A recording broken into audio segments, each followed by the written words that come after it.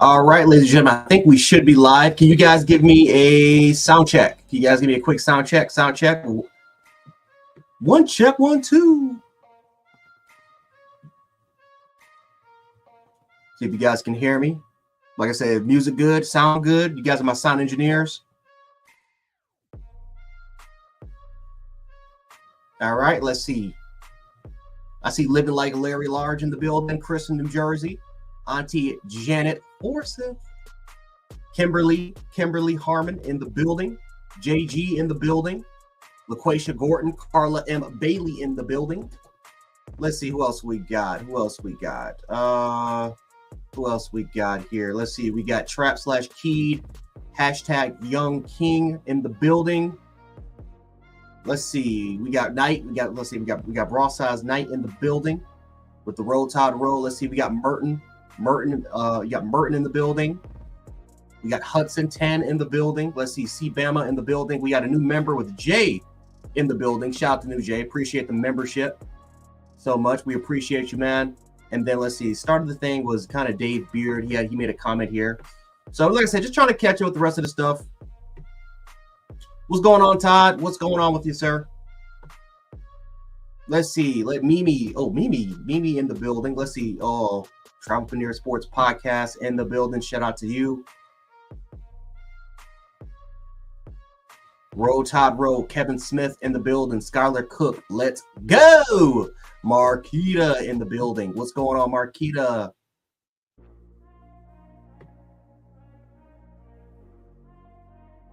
Jermaine in the building.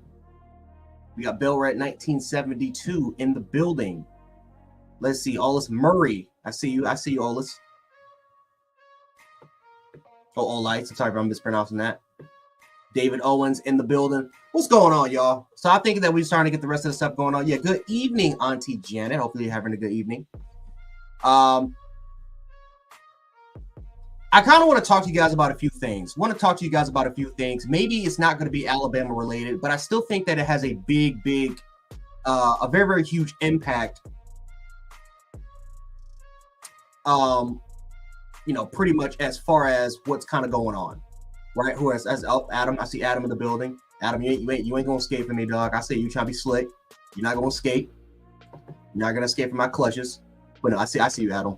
But I kind of want to talk about a few things that maybe aren't Bama related, but still have a profound impact as far as pretty much just the overall sports world, right? It is in a way kind of affecting Alabama just in a little bit. And that's the women's college basketball, the two women's college basketball games between UConn, USC, and LSU in Iowa.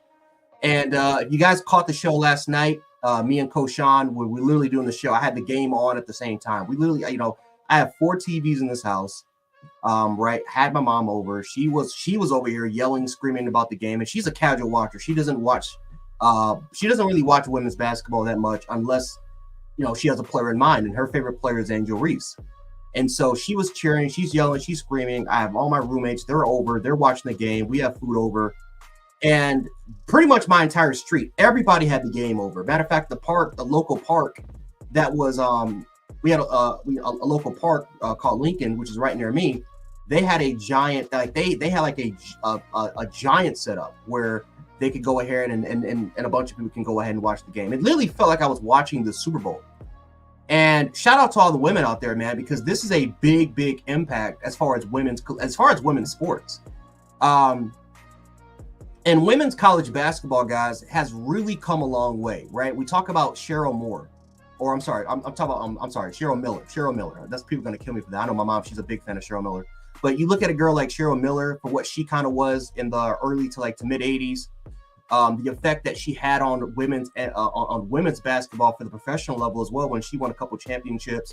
But overall wise, her impact on the game, to a Diana Taurasi, to a Candace Parker, to like a Maya Moore, a Brianna Stewart, a Sabrina, right? You look at Sabrina, what she did a few years ago, right? Like these are women that have had a profound impact on the sport, but nothing quite like this. Not like on an actual level. Yep, Carla no. Like I haven't seen anything like this. Like it legit felt like I was Super Bowl. And so for a lot of people who are just who are maybe kind of don't really know about how big that game was, the game got 12.6 million viewers, right? It was the most watched game of the year, regardless of collegiate sport. It was the most watched game. It was even outpacing college football games, right? And we all know how big college football is in the collegiate world. It is the prima donna out of all the collegiate sports, right? It's the media's darling. But this was kind of one of the games between UConn and USC where you had UConn with Paige Beckers, who 3 years ago, she was the chick, right? She was the face of women's basketball. I don't think a lot of people kind of remember that.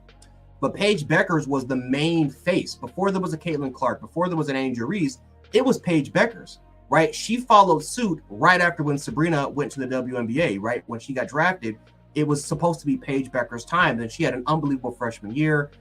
And she was a good face, right? She's attractive. She was extremely athletic. And you know how in today's market goes, right? As far as how can we have a marketable face, and Paige Beckers exceeded those expectations. But when she got hurt for those back-to-back years because of significant injury, there was nobody else to fill the void besides a Caitlin Clark. And when Caitlin Clark did last year, not just because not just because of her aesthetic look, but her style of play, right? Literally becoming a Steph Curry type figure where she's taking shots from half court. She can dribble the absolute hell out of it. She can dominate you on ISO. She's a phenomenal playmaker. She literally played like Steph Curry. She became the media darling in a way, right? She became a very, very hot media darling, and she became a very, very hot topic for discussion. Matter of fact, last year, again, for me, like I said, I don't pay that much attention to women's collegiate basketball. I'm not going to sit up and lie to you, but the one name that kept popping up was Caitlin Clark. And so when she lost to Angel Reese, and when Angel Reese had her signature move when she did the John Cena "You Can't See Me," it was a capture moment for Angel Reese.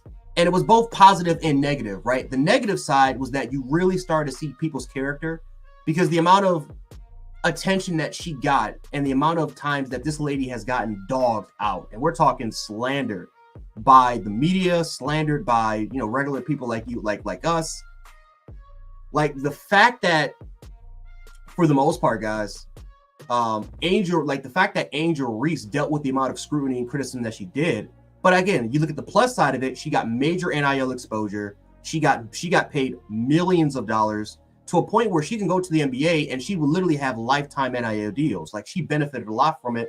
And she became one of the world's most popular athletes because of Caitlin Clark, right? Because of that basketball game. But it set a new precedent for women's overall sports, because you can look at other women's sports. Really, the most popular one, I think we all can agree, is track and field, right? Track and field is very, very popular among the women's community, right? You look at women's tennis. That's another popular sport, especially with Serena Williams and Maria Sharapova. And then obviously you look at like Naomi, like Osaka. Like, of course, like women's tennis sport would probably be the most popular out of all the women's sports out there. And then second would be probably collegiate basketball. Or maybe even track and field. You make an argument for track and field.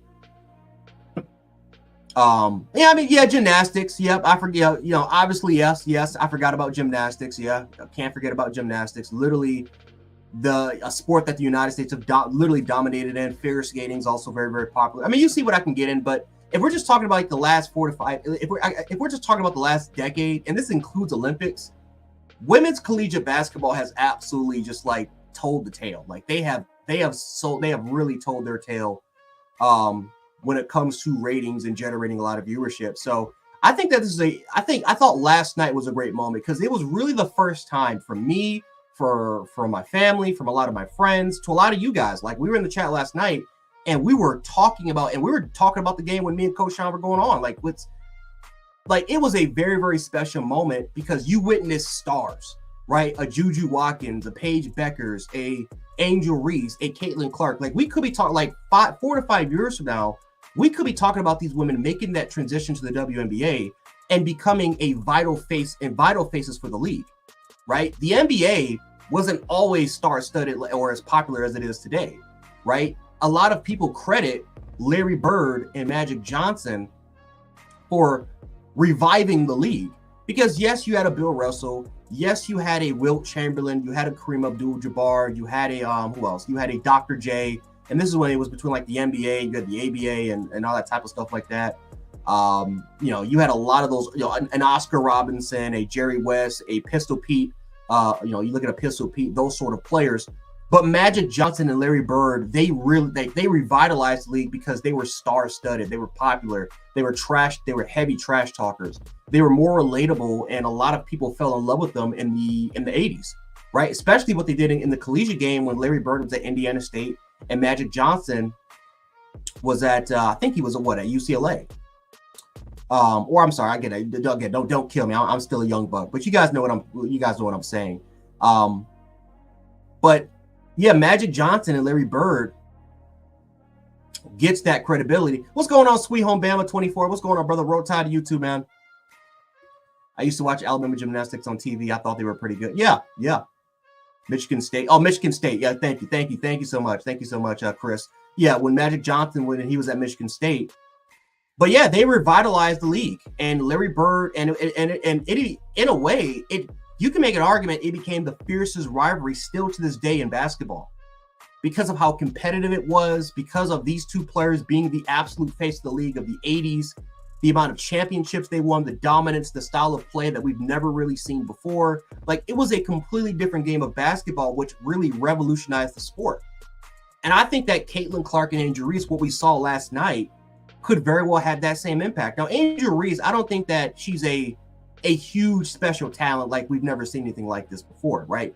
Angel Reese is a big body type of physical lady who for the most part, physically, like, she is extremely strong. She can absolutely box out she can box out like crazy. She can rebound like crazy. And then for the most part, guys, she can put up she can put the ball into the hoop.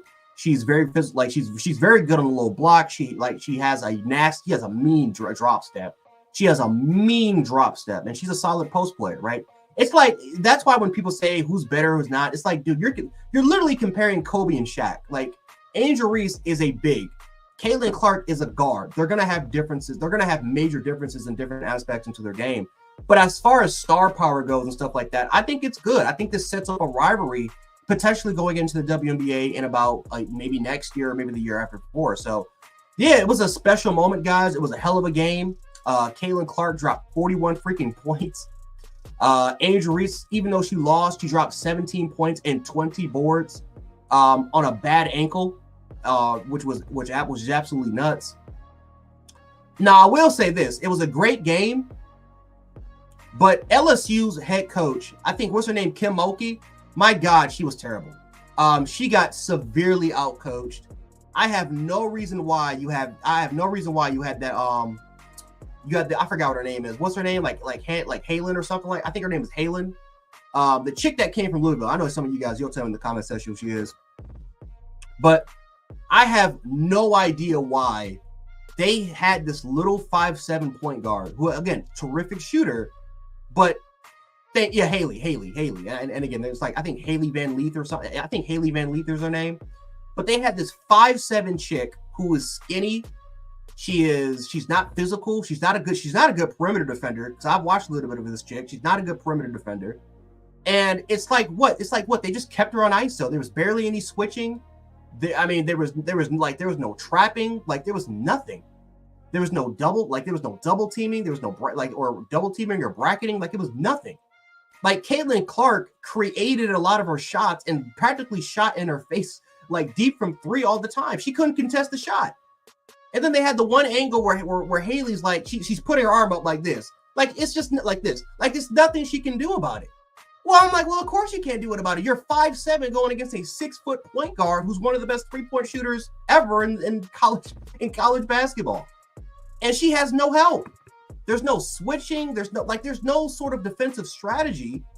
Not until late in the fourth quarter where they actually started to really switch and they started to actually put more of the bigs on Caitlin Clark, more of that ISO help. And I'm just like, I'm like, what are we doing? Where's the strategy? Where's the adjustment coming off of halftime?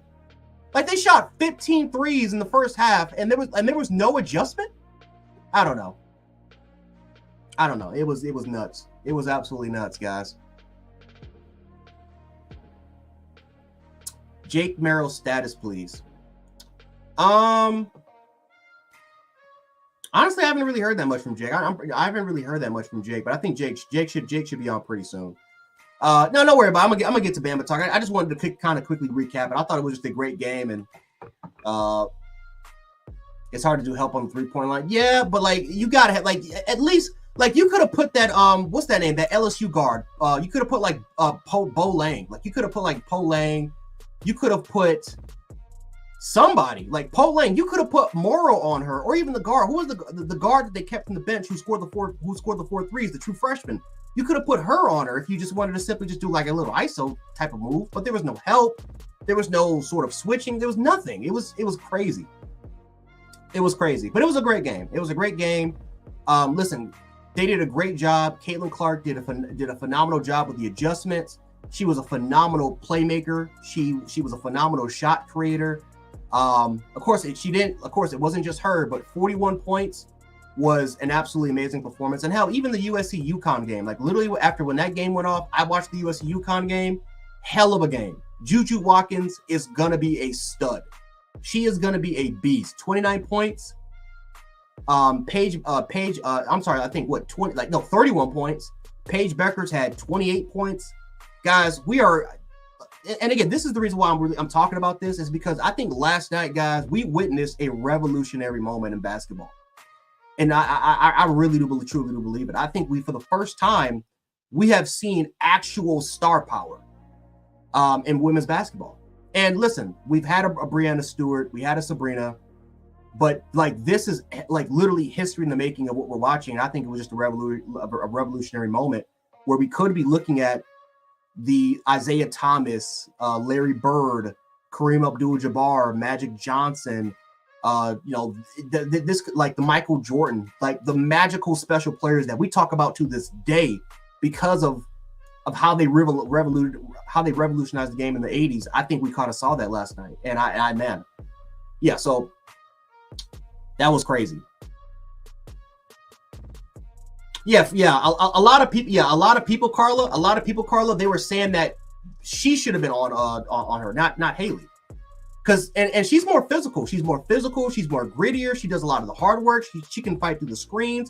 Like they're running a high-low pick and roll. And I'm like, they need somebody who can fight through the screens. And like you got this little 5'7" chick who she's not doing it for me. Coach, if Brockmeyer does start, do they get him to 300 pounds? I'm actually interested in his weight right now. I think he's around 290. I think he's around like 290, 295. But I don't know. I don't know. I don't think that they might try to get him to 300. They might try to get him to 300. I am going to talk about that though. I'm definitely going to kind of keep that on. Sweet on Bama's 24 says LSU had to fight for the media and play. Yeah. It was after the game. Like I said, I'm not going to talk about it that much because I'm not going to be that political about it. But yeah, it was, guys. After the game was over, it was a lot of unnecessary scrutiny, and you saw a lot of people's true colors and character. I had to block. There was like maybe 10 or 12 people I had to block last night on social media that I followed or they followed me. And you saw a lot of people's true character right after that game was over, because like the amount of like actual harsh criticism that's not even really criticism, it's just damn near ignorance that happened after that game to like a bunch of 19, 20-year-old kids was ridiculous. It was absolutely ridiculous, and it's something that I will definitely not tolerate. And I know a lot of you guys won't tolerate it all. It was just, you guys know for those who kind of paid attention to the social media realm, you guys know what I'm talking about. I'm not going to dive that much deep into it. But yeah. As far as James Brockemeyer goes, just real quick, and I think Hacker kind of said it as well, I think he's good. Because for the most part, unless we're going to more of a power/zone scheme where there's going to be like a lot of comboing blocking and stuff like that, you don't really need him to be 300 pounds, right? He can be 290 right now. And like I said, he's going to be running a lot of pin and pull. He's going to be, he's going to be running a lot of pin and pull. There's going to be a lot of trap, right? He's going to be moving a lot to a point where I don't think he even needs that much weight on him, right? One of the key elements that I think we all agree, even when he came out with Tommy, was the fact how James is athletic. He's not strong, and that's why he really couldn't start under the Saban regime. He's athletic as all hell, but he's just a guy that simply just wasn't strong, and that's something that we saw with Darian Delcourt. That's something that we saw with Seth McLaughlin. They were just a little bit bigger, but James was a guy that was just struggling to really put on that much weight. He's naturally 285, maybe even 290, and I think that's what you can get him at best. But his best attribute was his athleticism. That's his best attribute. So I think, honestly, the reason why I think you're seeing so much praise from guys like Rock and so much from James Brockermeyer, and hell, we talked about this last night, but if Parker Brailsford decides to transfer, and if the main reason is because he's simply just not getting that many reps, well, I think you can see why, because of what James and Rock can do. These are guys that honestly fits a lot better in this blocking scheme compared to last year's blocking scheme.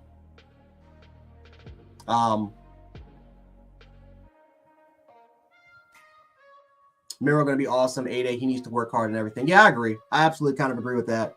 And speaking of that, yeah, these receivers, that's kind of one of the things I kind of want to also kind of dive into, these receivers. These receivers, guys, are exciting. Now, a lot of people they'll be extremely excited because of Kobe Prentice, right? Kobe Prentice had that one-handed snag, right? People are calling him Odell Beckham Jr. now because of the one-handed snag, and that was a very impressive snag. And listen, guys, we've heard a lot of great things about Kobe Prentice. That's a guy that, Coach Sean, he's talked about a lot as far as highlighting as far as a breakout candidate is that sort of player. Guys, we got a pretty good receiving room. And I think we have a secondary that's definitely testing a lot of these guys out. But I think, again, guys, the more and more we get closer to A-Day, which is almost less than 3 weeks, we're almost there, guys. Like, we are almost there to A-Day. We're less than 2 weeks away from it. And yeah, we can really get to see these guys in action. And I think the more highlights you see, the more teasing that we see from a Bernard and from a Kobe Prentice, and again, Jalen Hill got hurt, so it sucks that he kind of hurt his knee because Jalen Hill was really, he was having a really good spring camp. But I think that kind of, again, it sucks because it really does kind of take away from an opportunity of seeing some of these guys because they just had great spring camps. But I'm excited. I'm very, very excited to see what these receivers can do and what they can kind of add to the table. But yeah, Jalen Miro, man, is killing it. He's doing a really, really good job in spring. Matter of fact, I think all the quarterbacks are doing a really good job. Kobe pissed off sticky hands. Sticky hands Prentice. Coach, our quarterback looks a lot stronger from our center. Not sure if that's a good thing. No, that's a great thing. Honestly, it's a great thing. Jalen Miro, man, listen, he's 225 pounds, dude. He's 225 pounds. He got a lot buffer, right? I thought last year, even with his body type, like the dude looked like a freaking Spartan. But he talked about leaning a little bit more often. The dude's bigger. He's a lot bigger. And you got to give him a lot of that credit. You got to give him a lot of that credit for it, man. But yeah, he's taking this thing extremely seriously. He's working on the fundamentals. And he's really trying to perfect the fundamentals, right? Again, everybody's going to work on the fundamentals, but can you perfect it? And I think Jalen Miro, we're seeing that progression almost every single day from him. And that's why I keep saying, guys, the number one overall pick is not, everyone keeps saying it's going to be Shedeur. And I keep trying to tell people Shedeur does not have the upside that Miro does. And I'm telling you, Miro doesn't have to win a Heisman to be the number one overall pick, guys. He simply can have if he showcases his accuracy from the to the short to intermediate to second to third level range, if he shows more consistency on that while also being better with his decision making, and he can process and he can get better at processing, that dude has a big opportunity of being a number one overall pick. Because yes, even though he's a senior, he's still young, right? He still is pretty damn young for being a senior. But I keep trying to tell people about this kid, man. Just watch out for him. Oh yeah, he's getting coached up like crazy. And that's kind of one of the things I like is you got Jamarcus Shepard, receivers coach. He's helping him out. You got Kalen DeBoer. He's helping out. You have an offensive coordinator. Like, we have so many different attributes, so many different coach. Like, that's kind of one of the things I like. The versatility of this coaching staff is what I truly like. And yeah, you don't have one person working with them. You have multiple dudes working with them. And honestly, I think a lot of people kind of forget Mac Jones had multiple dudes. He didn't just have, Mac Jones didn't have Sark. He had multiple dudes working with him. Tua had multiple dudes working with him at the same time, despite coaching departures. Still had multiple dudes working with him. Really, the one kind of coach situation really started to happen when Bryce Young took a hold of the quarterback situation. Is when he took the job with Bill O'Brien. That's when it really started to kind of deflate at some point. But no, Jalen Milroe, he's getting coached up by a lot of dudes. And I think the more coaches that have more insight and start to really work and polish on his tools, the better that he's going to be as a guy. Run those thumbs up. Yep, Brian Thomas said it best, man. You guys like the content? Run those thumbs up, please. I don't think Shedeur Sanders will be the first overall pick this year. No, I agree. I mean, listen, I like Shedeur Sanders. I think he's going to be a first-round pick. I think he's the most ready NFL guy, I think, right now. I think that he's the prototypical modern-day pro pocket passer. But I think that Jalen Milroe, he offers more upside to his game. I think if you look at guys like Josh Allen, Trey Lance, Anthony Richardson, that's another perfect example. Like when you take a look at quarterbacks that are getting drafted in the top 5 to top 10 range, all of them are quarterbacks that have upside, right? Even a Zach Wilson, I give Zach Wilson credit, even though I think he's shite. But like a Zach Wilson, like his pro day and combine workouts were the reason why he ended up being his pro day, because I don't think he did the combine because of COVID. But his pro day workout was the reason why he went to the Jets. Quarterbacks, there's a difference between of how good you are as a college player and how good you are as a prospect. And Jalen Milroe has the athletic, physical intangibles to be that guy. And that's why I think, man, he doesn't have to have it. He can just have a good year, but as long as he continues to progress as a quarterback, that dude it's a great chance he could be the number 1 overall pick. And teams are desperate. Teams are looking for a Patrick Mahomes, a Josh Allen. They're looking for they want these. They know that the quarterback is changed, right? The standard for what a quarterback is in today's game is changing. Nowadays, you have to have elite mobility to even be considered to be the number 1 overall pick now. So, no, Jalen Milroe, man, he has a big opportunity to definitely do it. Run the Table Sports TV. What's going on, brother? Roll Tide to you, man.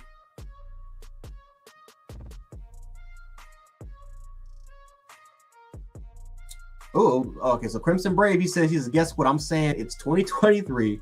Milroe will lose his starting spot in this offense. Hope he thrives. Crimson. Well, sure. Well, first of all, shout out to Crimson Brave. Crimson Brave, of course, one of my subscribers on my channel. I think Crimson. I think right. Crimson's a Ty Simpson fan. I think Crimson's a Ty Simpson fan.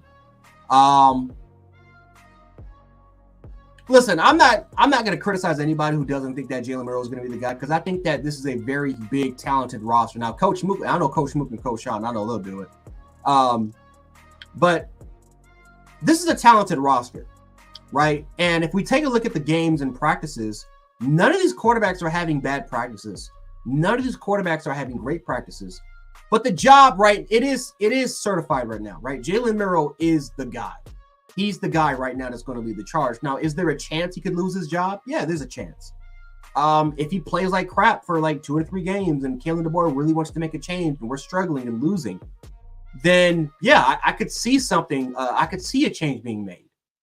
But Jalen, it's not even close. And I think that's why I think this is what people have to really understand is right now, guys, it's not even close. It is Jalen Milroe as the top guy, and then everyone else is fighting to be the second string guy. And it has been a fair quarterback competition so far. It's been fair. It's been fair. The job has been fair. Ty's took first team reps. Austin Max takes first team reps. Lonergan took first team reps. It's been fair. And Jalen Milroe has been the one that's come up top. Now, if he's coming, now again, this is a brand new offense of scheme. Everyone besides Mac is not familiar with the offensive scheme, right? So there's brand new terminology. Of course, offensive line have brand new blocking. They have brand new blocking assignment. So it's different, right? Receiving concepts are different. And yet Jalen Milroe continues to excel and be the guy. So I listen, I think he's going to be a star. I do. I think he's going to be a guy. Last year, I said he was probably more of a project quarterback that has first round upside, and I'm gonna stick with it. But overall wise, there is a reason why Jalen Murrow's taking these first team reps. There's a reason why he's named that, right? Like literally right now, he has been named king of the quarterback group. And listen, I just have a lot of confidence. I think he is. But listen, I'm not going to criticize guys that think that Ty Simpson could be the guy. If you think he can be the guy, he could be the guy. If he is the guy, hopefully he can succeed. But I think we need to give Jalen Murrow a fair shake. I think we need to give him a fair chance. Because if we're not giving him that chance, if we're just going to exclude the fact that the dude did not, he got us to the college football playoff. He was literally the reason why we won a couple of games. We got to give him a fair shake and a fair chance, because think about this. He worked with Bill O'Brien for about 2 years. We all know how Bill O'Brien treated Jalen Murrow. Didn't even give him a fair shot at the chance. Didn't think he was going to be a quarterback. He worked 1 year with Tommy Rees, and we saw already when Jalen Murrow was on the bench that he couldn't even get that. He couldn't even get a fair chance and a fair opportunity. Like Jalen Murrow was on the bench, and we saw two quarterbacks, and Ty Simpson and Dylan Lonergan play like I'm not Dylan Lonergan, even though Dylan I think was in the game. It was the Notre Dame quarterback that transferred. We saw 3 dudes get a chance, and they played like garbage. The next week, Jalen Murrow got back on the field, and he proved everybody wrong. So we got to give him that fair shake and fair opportunity, because he's dealt with as much criticism compared to a Bryce Young or Mac Jones, or even say a Jalen Hurts. So that's kind of my input of what I kind of have with that. But, it is what it is.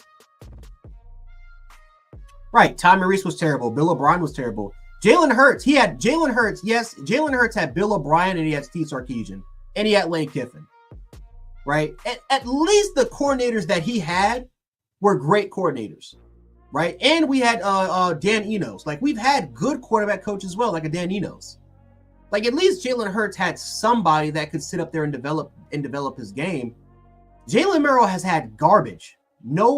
He has had garbage. They're either too young or too kind of stubborn to really change their ways.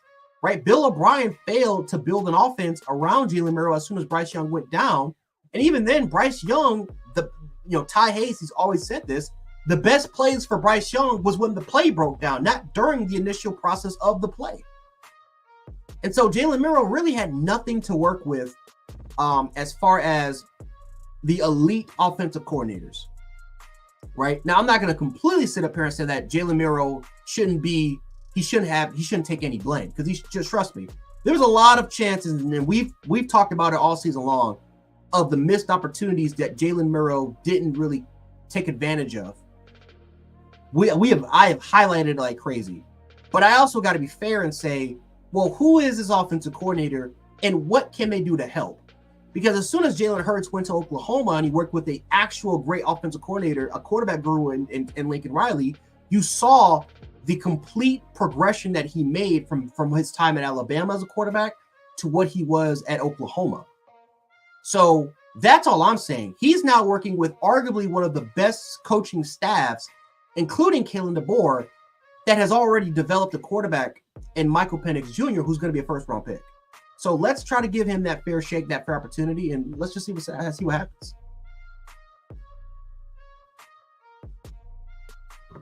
Right. I mean, right, Crimson. Right. Exactly.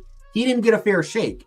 So, yeah, Bryce Young made BLB. Right. Exactly. That's why we got to give him that fair shake and fair chance, because this is the first time now where Jalen Murrow actually has somebody that he can work with.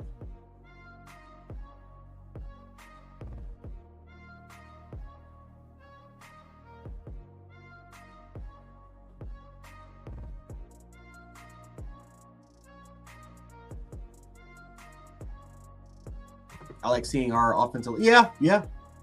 I agree with that. I agree with that completely. Bryce Young made Bill O'Brien. Yeah, he made Bill O'Brien. You're right. You think he misspoke on Bill O'Brien's card coaching? Bryce Young was the ginger. Yeah, he was a gingerbread. You're right. You're completely right about that. You're completely right. And that's why I'm saying, guys, like we wasted Bryce Young. Like we wasted his career. Like we wasted his career. We wasted his career for 2-3 years, because the best plays that Bryce Young made were when the play was broken. It wasn't during the processing of the play, and all the pre-snap, all of the adjustments. Like man, who misses the fact that we had to snap the ball with 1 second left on the play clock, clock. I know some of y'all gonna take that, but on the play clock, right? I hated that, and that's because Bryce Young is making all these adjustments. He's literally playing like Peyton Manning. That's how Peyton Manning was with the Colts. And it's like, what are we doing? We're literally playing in a early 2000s style of offense. It's ridiculous.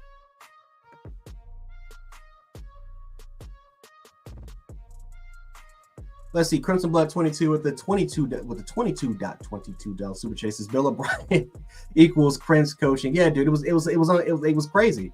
Like, it was barely any coaching, you know. So, like I said, you know, let's just kind of like let's give Jalen Miro that fair shake, and let's give again, if he plays like crap, he plays like crap. I was wrong, but until then, man, I'm gonna give him the opportunity, give him that chance, and he hasn't proven me wrong so far. He's been killing it so far in these practices.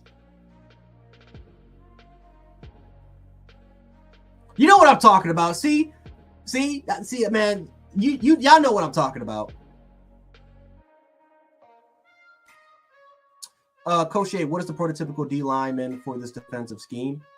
Where I think a perfect example, I think for this scheme, I look at like an LT Overton. LT Overton he's going to move a little bit more inside. And I forget, he's going to move inside, right? You don't want an LT Overton playing on. You don't want him playing out wide.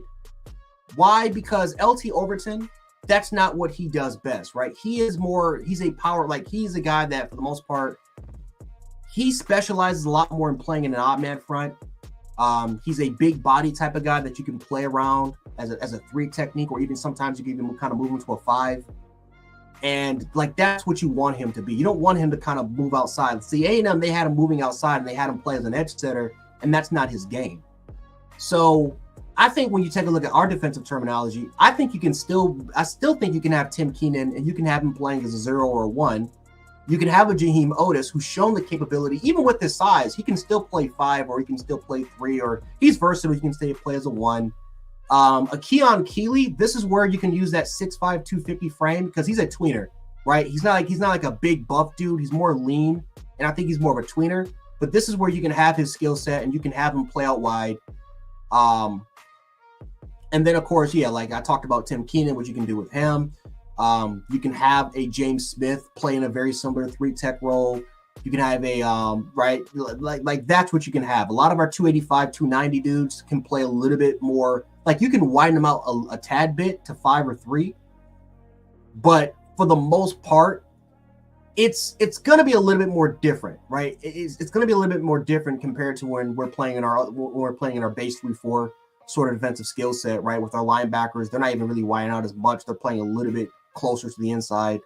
But yeah, it'll be interesting to kind of see what happens a little bit in this 4-2-5 scheme. I know our linebackers, they're like the linebackers, you have to have range to play in the scheme. Right, we're gonna have 5 dudes in the backfield. Like you're like linebackers. You're going like this is the defense that requires a lot of range, and so we'll kind of see what happens there, man. But yeah, is James Smith playing as defensive tackle or nose guard? I think he's playing as a defensive tackle. I don't think you want him at the NT. I mean, James Smith I think if he grows more into his body, and he can get a little bit bigger, maybe. But I think he's a 3, and I think that's where you kind of want him at. I don't really kind of want him more as a guy that can play like as a 0 or 1 tech type player.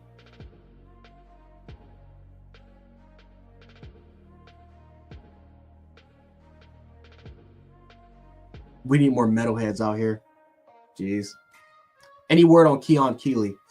No, I haven't heard that much. I haven't really heard that much about Keon Keeley as of yet. Parker Brailsford, I know there was some questions about him. Nothing that much on Parker Brailsford. No any crucial information. No injury, no personal stuff like that we've heard so far. So, like I said, I know Coach Smook, I think he has a little bit more information, more some insight on it. Just to kind of keep you guys kind of inbound on that. But no, I haven't really heard that much about Keon. I look forward to the new. Let's see, Byron Russell here. He said, I'm looking forward to the new coaching staff, getting the right guys in the field, no more favoritism, put the best cats out there. And I think that's what we're doing so far. That's kind of one of the things that, listen, as much as we love Nick Saban, the loyalty aspect was, The loyalty aspect was it was like you can tell certain players got there because of favoritism and loyalty. And Darian Delcourt, Seth McLaughlin. Listen, I'm not gonna sit up here and bash Seth McLaughlin. Nick Saban playing him because of loyalty. Because Seth McLaughlin, like because 2 years ago we were all like, why isn't Seth McLaughlin starting at center? He had a great second half of the year, and then the following season to start off 22. Why is Darian Delcourt starting at center with Seth McLaughlin's on the bench? It's just like you can just tell that certain players kind of get over compared to other players that are getting better. Hell, even last year, Justice Haynes was clearly, in my opinion, at least the second best running back on this roster. But I think they went with Rodell and they went with Jam simply because simply because they were veterans, they had a little more experience. Even though, again, we're dealing with a completely brand new kind of offensive scheme. We're not a brand new offensive scheme because we actually kind of kept the same formula that Bill O'Brien had. We just tweaked it out a little. We just tweaked it a little bit, but we did have some favoritism. Not gonna ignore it, and I don't think that's gonna really happen, especially because Kalen DeBoer and his coaching staff, they don't really know these players like that. At least right now, they're starting to get to know these players. What are the best possible spots? What's the best possible positions that they can play in? Who needs to be moved? Who doesn't really need to be moved as well? Like there's still like we're very early as far as the coaching, as far as the continuity goes with these between the coaches and players. So I think the best players that are simply going to get out there and practice and do their thing are going to get the best opportunities. That's why I think if this is any year for a bunch of freshmen to get out there and get valuable playing time, this is going to be the year to do it. Simply because these coaches, the seniors are damn near the freshmen, right? They're damn near as equals to the freshmen, and so everyone's going to get a fair shot. Everyone's going to get a fair opportunity. And if you're simply not going to be out there and play your ass off, and you're not going to earn it, then you shouldn't be out there. So that's kind of my mindset.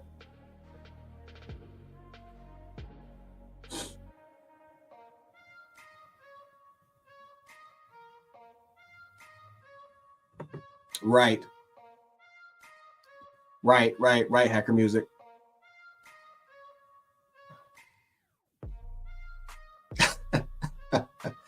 Yeah. Now, to be fair, Key wasn't. No, Key was garbage. Yeah, Key was kind of garbage. He was not garbage. But the backup corner, he was solid. He was actually pretty damn solid. We actually had a stacked cornerback room, but Jalen Key wasn't. He was. You guys know. And I hope he gets drafted, but he was.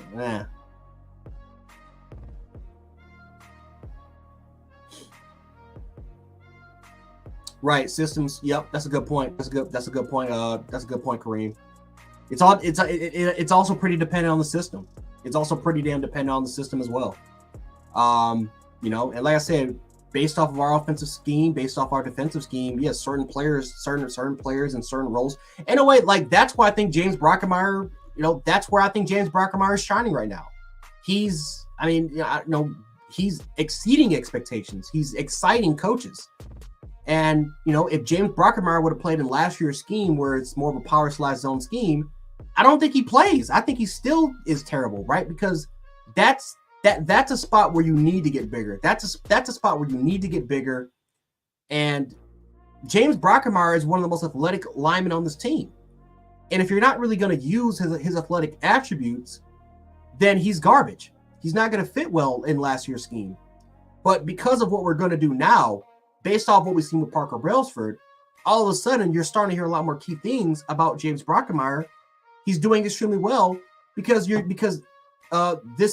finally this coaching staff is using his athletic traits to their advantage. And all of a sudden, oh my God, what happens if you put a 285-pound center and he's pulling and he's setting and he's trapping and he's doing all these things where he has to move, where he's getting off the ball extremely fast. No crap he's going to be a good football player because you're using his biggest strengths instead of using his weaknesses in the scheme. So that's why I think in a way, and again, I don't know what's going on with Parker, but that's why I think you see guys like Rock and James. These are guys that are exceeding expectations because we're finally using their strengths to their advantage instead of their weaknesses. And that's why, yeah, it's scheme dependent, right? That's why I think defensively, it's all about scheme. You know, I think scheme really matters. And then, of course, there's the physical freaks of nature, like a Travis Hunter, who literally has the ball skills of a receiver and the athletic ability, and just transcendent athletic ability. But a lot of it is based off of it's based off of tactics, right? A lot of it is based off of tactics and who can fit well in that particular tactic that you're trying to run, you know?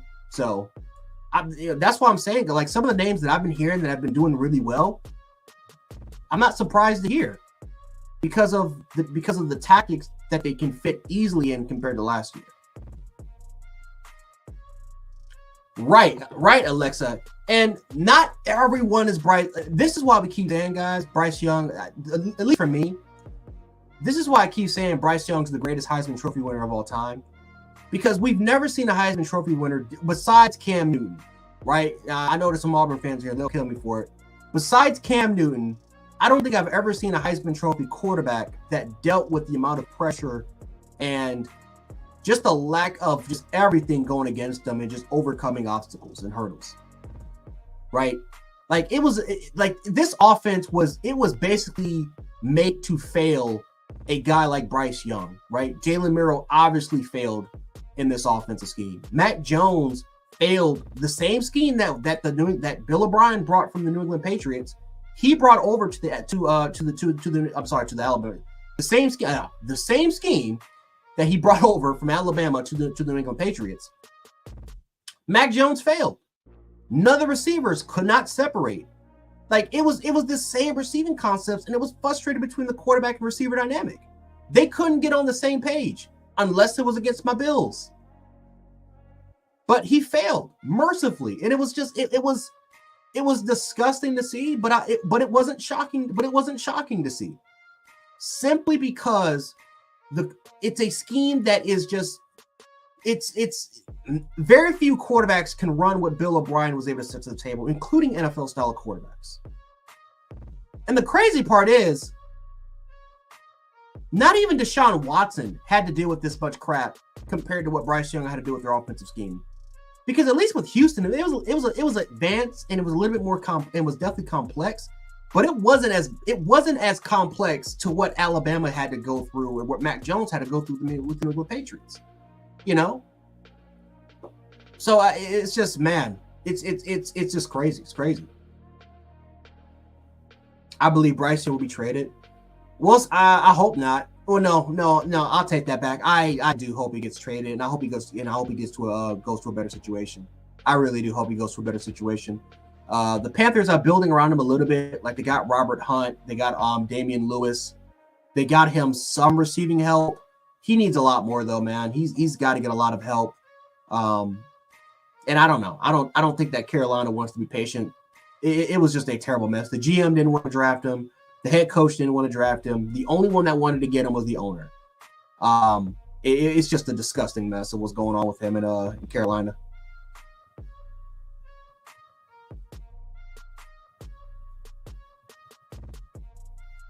Yeah, you're right about that.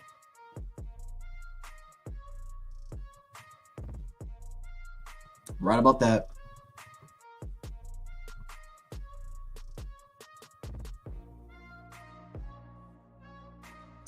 Yeah, I mean, I hope so too, Katrina. I hope so too. I don't know. I don't know if they're capable of doing it. They don't even got a first. I don't think they have a first round pick at all. Of course, they got the 33rd pick, but they don't really have that much draft capital to really kind of work with. Right? They traded some of that draft capital to the Chicago Bears. So I don't know. Like, it's disgusting. It's disgusting of what Bryce has to kind of deal with. But he needs an offensive line. He does need an offensive line. He does.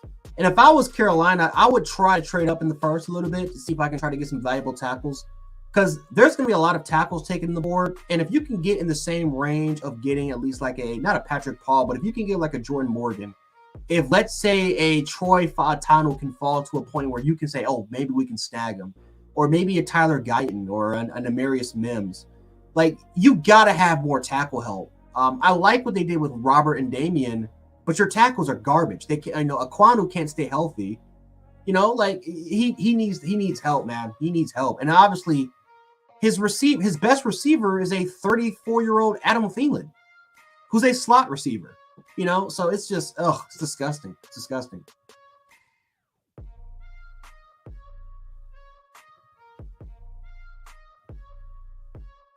Bring him to the Titans and send Levis to the Panthers. I don't think they're gonna take it. Unfortunately. I would love Bryce Young to get to the Tennessee Titans because he can play with Calvin Ridley and DeAndre Hopkins. Jesus, I mean, can you just imagine that? Just that package.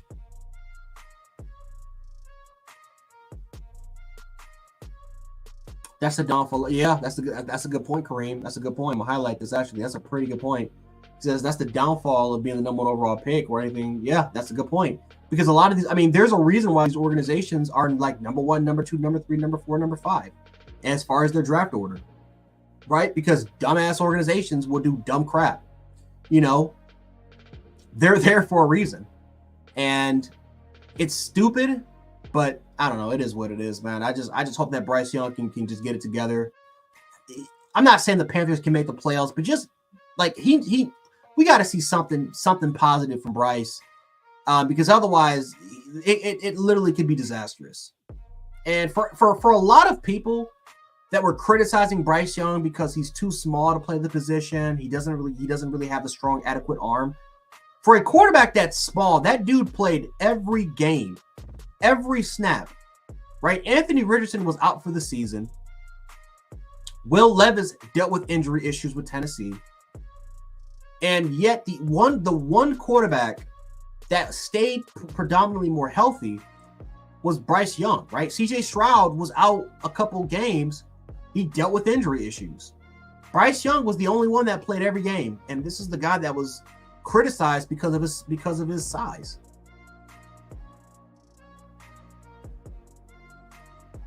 Bryce Young needs to go to a team with the best team. Yeah, I mean, dude, yeah. I mean, that draft, I was begging Bryce Young to fall. I'm not gonna lie to you. Like, as much as I would love to see Bryce Young going number 1 overall, it would have been sweeter if he would have went to San Francisco, or if he would have went to like a playoff caliber team. Because yeah, you can get paid $40 million, and yes, you can get like a huge signing bonus. But dude, in 4 to 5 years, not even in 4 to 5 years, man, if you can go to a quality contender, you will get paid in today's market $200 million, right? You will get easily, bare minimum, $45 million at least, right? Like, we're talking about in 4 to 5 years, an average quarterback getting paid $50 million per year. So yes, you can get the $40 million guarantee, but damn, you can get paid $50 million per year, So I don't know. It sucked that Bryce Young went to that spot, went to that position, but I don't know. I just don't want to see him get nuked down and beaten up, and all of a sudden he barely has anything left by the time they actually decide to trade him, or worst case scenario, cut him.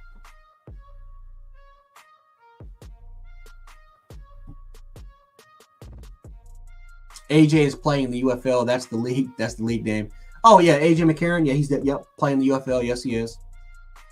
He's still at the Battlehawks. I know he's been a long time with the Battlehawks. I don't know if he's with the Battlehawks or not. My Falcons took Cousins.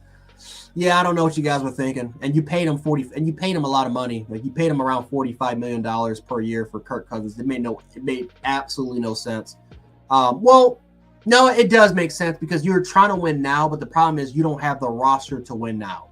Right? You have a roster that can get to the playoffs. You don't have a roster that can get to a championship, and that's a big issue. That's a big problem.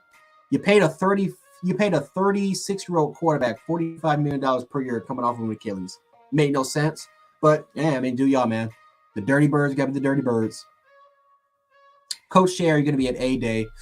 Probably not. I know pretty much me and my dad, we're trying to do something. I haven't really seen my dad in quite some time. Really haven't talked to him not that much often, but we've been planning for about a year now. So yeah, we're probably gonna get. So yeah, so I think me and him for the most part, we're probably gonna get out, go somewhere, spend some quality time. I probably will be gone for that week too. I might be gone for that week. So just kind of quick disclaimer. Around that 80 period, Like I might like you'll probably see me like you'll see me of course going over 8A, and I think after that I'll probably just take like just a couple days, maybe 2 or 3 days off, and I just spend some time with my dad, see what's going on, see what's kind of going on with that situation. But I will be in Tuscaloosa during the season. I will pretty much that's guaranteed. I will be in Tuscaloosa during the season.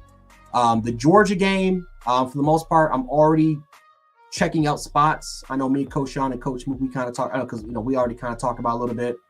So the Georgia game, that's the game I'm planning. The Wisconsin game is that's done. I'm going to the Wisconsin game. I'm just now looking for spots. So I'll be in Madison, and then I'm trying to go to one more game. I don't know if I want to go to the Iron Bowl or do I want to go to the Oklahoma game, because I know Ty, he has like very, very close ties to Oklahoma. Very, very close ties. We know like he does a lot of Oklahoma Sooners content. And so that's a game I might actually go to Norman or again, go back to Tuscaloosa and just go to the Iron Bowl. But yeah, I'll definitely be in Tuscaloosa this year. That's for sure.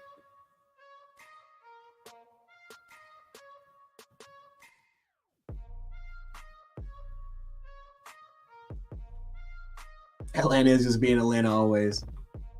And that's Smook's team, dog. I called Coach Smook as soon as that news hit, dog.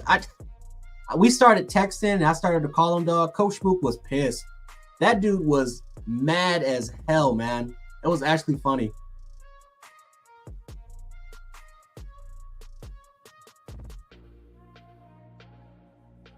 What is this on my screen? Hold on. Is that a fly? I don't know what that is. I don't know. I hate spring. Man. All of a sudden, that's where the bugs start to kind of come up, man. My backyard, all of a sudden, a bunch of rabbits started to run around, crap, poop in the backyard, doing whatever they want to do, sleeping. Oh boy, it's that time of the month. That's that time of the year. Let's see. I'll be at 8A2. Let's see. Tuscaloosa is about 45 minutes away from me. Yeah, Chris and brother, have a good time, brother, and don't get scammed, because you got people you have people out there, man. I mean, I think that's kind of the thing. Do not get whoever goes to 8A or whatever game you go to, don't get scammed, because people will try to overcharge. Even though, I think 8A was free, because the first time I went to 8A, we didn't have to ppay for nothing. We got in, and so I think again 8A is a free event for a lot of fans. So be careful for whoever goes there. That's pretty much with any game. There'll be scammers. There'll be people try to charge you for crap. They'll sell you some overpriced merchandise. I remember when I first went, you had this one dude was selling, it was a Marcel Darius. It wasn't really a Darius jersey. It was simply number 57, but plain. He had like a whole stool of Bama jerseys. And I wanted to get a Marcel Darius jersey, because Marcel Darius at the time, he played at the Buffalo Bills, and I was a big Marcel Darius fan. So I wanted to get one. I already got the Bills one. I already got the Bills jersey to my collection. I just wanted to get the Marcel Darius one. And so the dude, he had a bunch of jerseys at his stand. We went to the stand and we asked him, like, hey, how much money is this? My son would like to get, my mom at the time, my son would like to get a jersey. And he said the jersey, he said, hey, $200.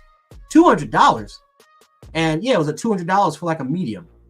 Like he started to overprice his jerseys like absolutely freaking crazy. So guys, whoever goes to the game, be careful, because there's a bunch of people there that they'll try to, they'll do a lot of just crazy and stupid shit, and it's just, you guys know.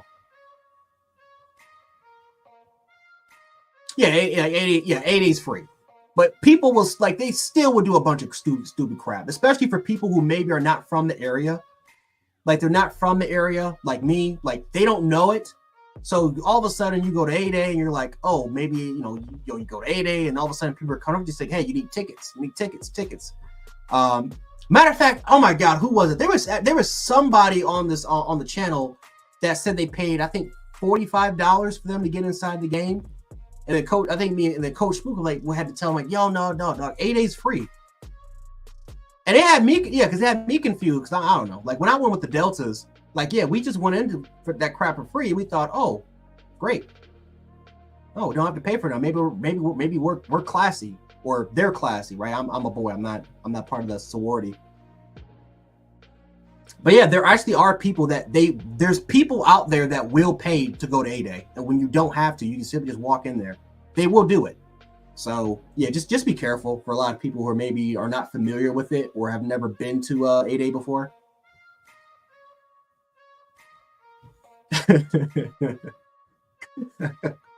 Oh boy, he's out to told $200. Oh my god, yeah, dude, like 200, like it was $200 just to get number 57. I'm like, bro.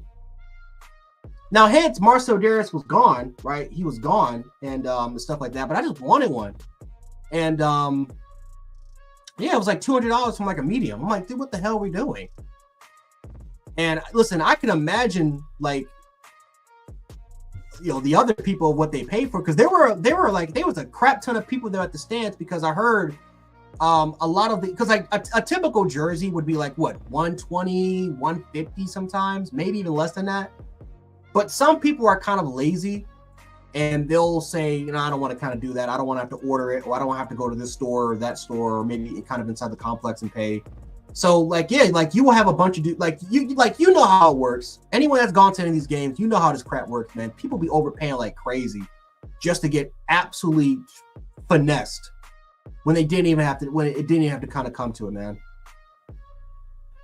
Right, and they weren't officially licensed, and so like, yeah, thank God I didn't get the jersey.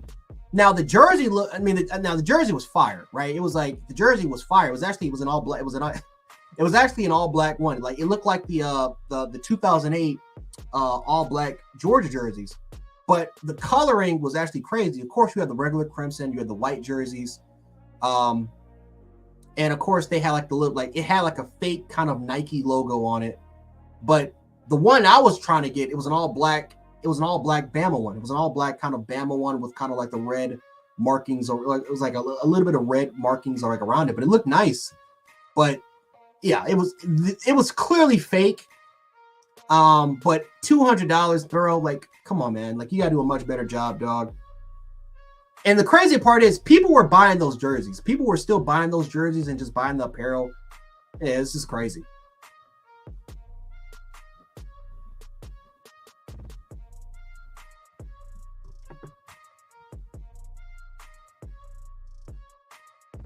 Jay, that's for the rich. Jay, those are the rich fans, dog. I don't know, man. I don't know. But yo, definitely anybody who goes to A-Day, be careful. Be careful, guys. Just be careful, man. Just don't get finessed. Because thankfully my mom and me, we didn't get finessed. But just be very careful, right? You don't want to. I forgot who that one guy was. I forgot who was it. Damn it! They came right on the channel and they said they paid $45 for them to get into A-Day. I forgot who that was. One of you guys know. You guys know. You remember? Yeah, just be careful, man.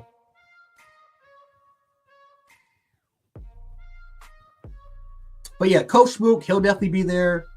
I don't know if Sean's going. I don't know if Sean. I think Sean might be there. You know what? I kind of give you some insight. Me and Coach Smook and Ty, we were talking about this. We're all trying to meet up during SEC Media Days. So that's kind of one thing that we talked about. We all talked about meeting up during Media Days. What's going to happen, I think, around that July period. So that's where we're all trying to meet up. I'm trying to convince the guys or anybody that's in chat. I'm trying to convince them to come to Madison. I'm trying to get people to go to the Wisconsin game, because it feels like I'm going to be the only person there. It feels like people don't want to go there. It feels like people don't want to travel to Wisconsin.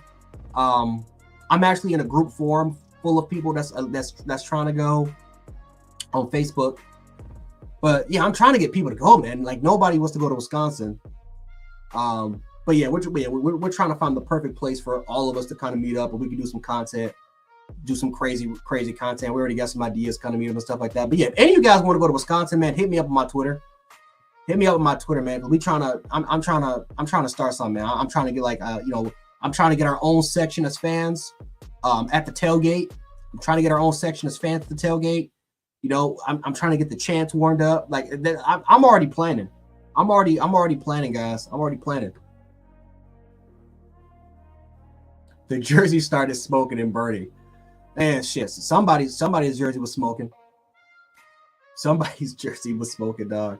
Yeah, like people were actually paying for those jerseys. Like they were paying a lot of money for it.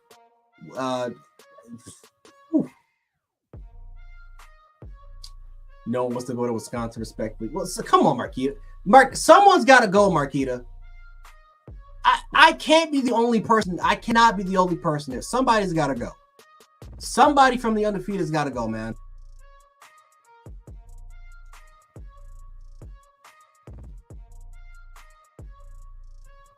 I was trying to turn it into a Watto jersey.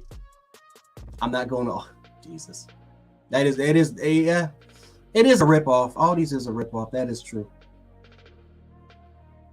Yeah, like Marquita, like somebody's got to go, man. Like I can't be the only person going. I can't be the only person going.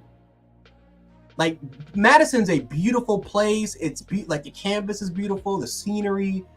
Oh no, you stop. There's not that much to do in Madison, Wisconsin, but it is beautiful. It is beautiful. It's a very, very beautiful place.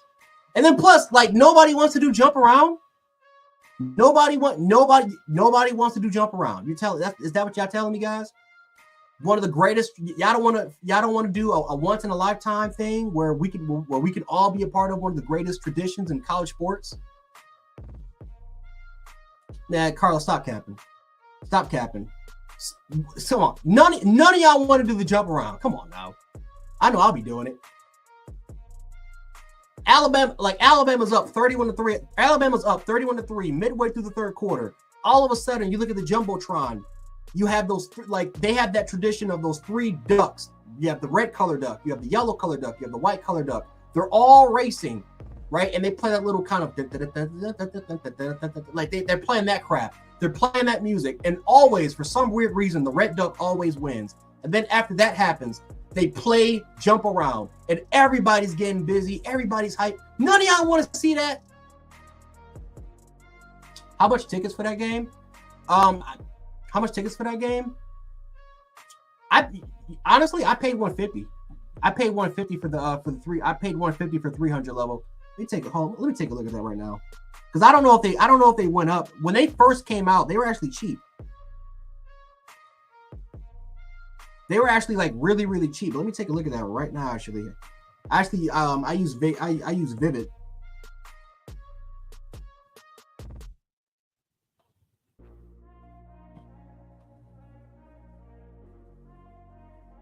Oh God, yeah, I got ripped off. Yeah, dude, I paid $150 for 300 level seats. You got the freaking.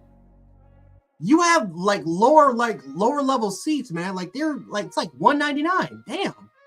Oh well, but yeah, but they're affordable. Like yeah, like they're for like they're 200, 300, like 200, 204, 207. If you want to sit like on row 36, if you want to pay for like 100 level, like early 200 level like type seats. Of course the 50-yard line seats, they're like $400, so they're a little bit more expensive. But nah, a lot of these seats, man, at the upper level. Like you look at the upper deck 88, upper deck 89, that sort of area, like they're actually pretty affordable. Very, very affordable. These tickets they're actually pretty damn affordable. Now they're gonna go up, right? The more and more it goes by, they're gonna go up. But no, they're good.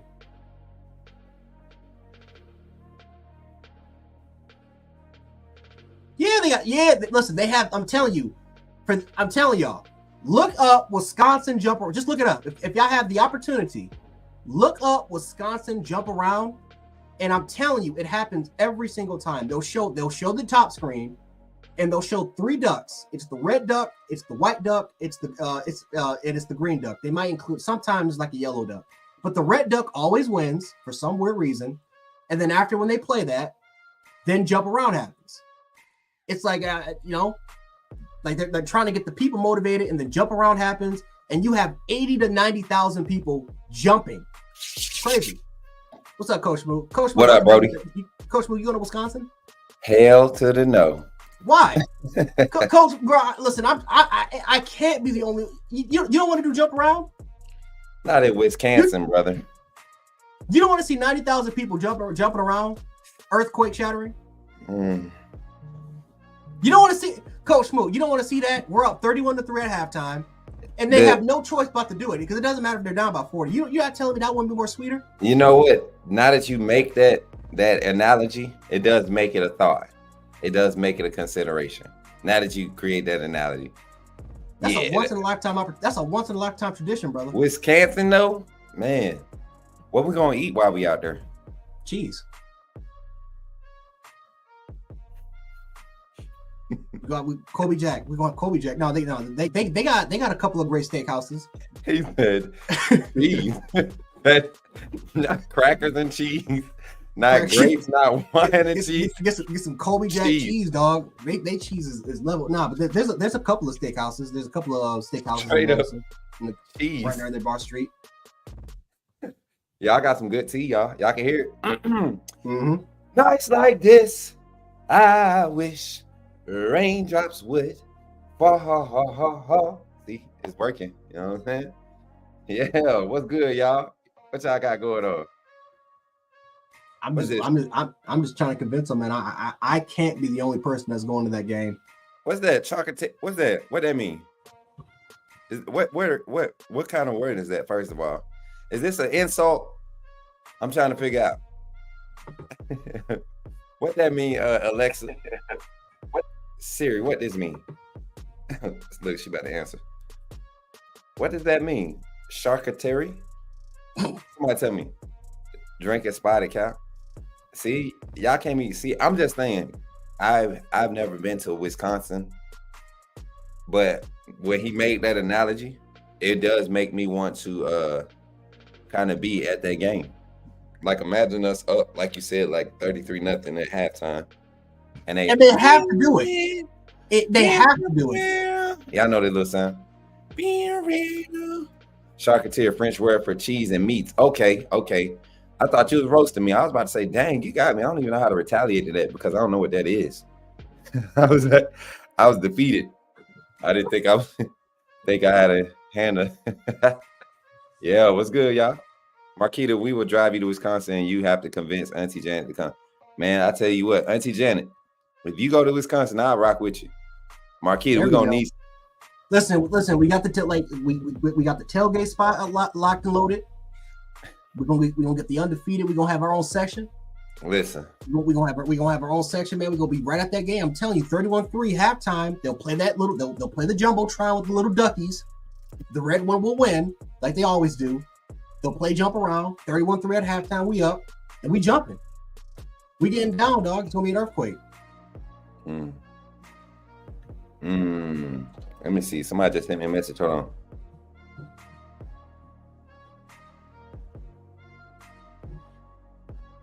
Who is this?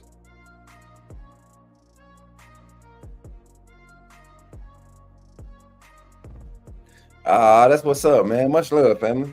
I've been getting a lot of encouraging messages through social media and stuff this week. Let me see. I gotta load this film up. We got some recruits pulling up tonight, y'all. Cool. One special one. I think everybody's kind of buzzing about him, being that he's right here. Both of them are in Alabama. They're right in our backyard. Both of them 25 kids. And tonight we get a good variety of guys that possibly go against each other. You know what I'm saying? And for the content that's coming up during the high school season, during the football season, but also the high school season, we are adding some Friday Night Lights type content to the channel, where we're going to be traveling in-state, seeing games, monitoring in-state recruits. I actually have set up already for us to go open the season up with our very own new 4-star linebacker commit, Luke Metz. We've already scheduled it. His family is ready. They're excited to have us do that, cover that for him. And then we're working on Daryl Johnson. Just providing a different level of content, y'all. I think that'll be something you ought to be looking forward to every Friday. Not necessarily, it may not be a live show up and y'all interact, but we'll be doing the edits. I have a team that's willing to help do the back end of things without looking for any type of monetary compensation. They just want to be a part of something that's great and growing. So yeah, I'm excited for that. And Josh Pate is live in Tuscaloosa, and I knew it was going to be a tough crowd tonight because I myself wanted to watch Josh Pate live in Tuscaloosa. And what's crazy, y'all know I was out earlier. I didn't even go towards campus because my mind was just focused on getting some food. But he was in some of the same like areas where I'm always at. So yeah, that's pretty cool. I think that's pretty cool that Josh Pate is in T-Town tonight. Very respected media personality when it comes to college football ranks. And yeah, can't wait to meet him. I know that's gonna be something that happens for me soon. That's something that I want to happen for me. I want to be able to meet some of the greats in the game right now. Yeah. Josh Pate is classic, man. I'm telling you, man, once you see that T-shirt and you see that buff, you see that buff dude on the corner, man, you know that's him. Mm-hmm. You know that's him. Just man, yeah, he's one of those dudes I also kind of wanted to meet. Pretty much one of the proud moments, at least for me, man, was when he shout out Ty Hayes on his Twitter. And I'm like, wow, like me and Ty, like we talked about that thing for hours, simply just because of that one post, man. Yeah, he is, especially his story of where he kind of, where he came from and where he is kind of now, man. It is inspiring, man. Very, very inspiring. So a little backstory with Josh Pate. He comes from where I come from, like Columbus, Georgia. Like that's where he came on the scene at, and he was doing work with the local news team and WTBM. Now I think he had a segment on WTBM for like the early 2000s, and then I don't even remember how, like, because once I started playing in high school ball, I kind of lost track of him. But when he started getting the national recognition, it was like, dang, where I know this guy from? And he kept saying, Columbus, Georgia. He tells stories about, covering ball in high school, ball and college ball in Columbus, Georgia. And it just rung a bell one day. And then he actually told a story where he was covering one of our a big rivalry weekend between Russell County and Central. Russell County High School and Central High School. And that's when it like clicked, like, dang, that's Josh Pate. And so, yeah, it's pretty cool. Yeah, that's definitely sick. I hope you meet him, man. Yeah, man. You know how long is he gonna be in Tuscaloosa? Is he gonna be here? Or is I just looked at he's in the media room where me and Kyle always pull up at too. So it's kind of like seeing where he's sitting at and doing the show right now. It's kind of surreal knowing that I'm walking through those.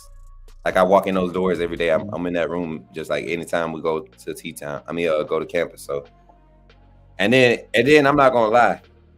I think Josh is secretly a Bama fan. He's a Georgia boy, but I think he is really rooting this year. I think he's really rooting for Alabama. I think he likes Kalen DeBoer and the energy that he brings. And even his takes, man, is like, keep your eyes open. I like that. Yeah. I think he is a Bama fan. Stephen Angle, did you just come in and repeat what I just said? Don't get started tonight. It's Tuesday. Last time you got crazy with me on the Tuesday, you was crying. I ain't trying to deal with that junk tonight. You know what I'm saying? I'm just playing, man. What's up, y'all?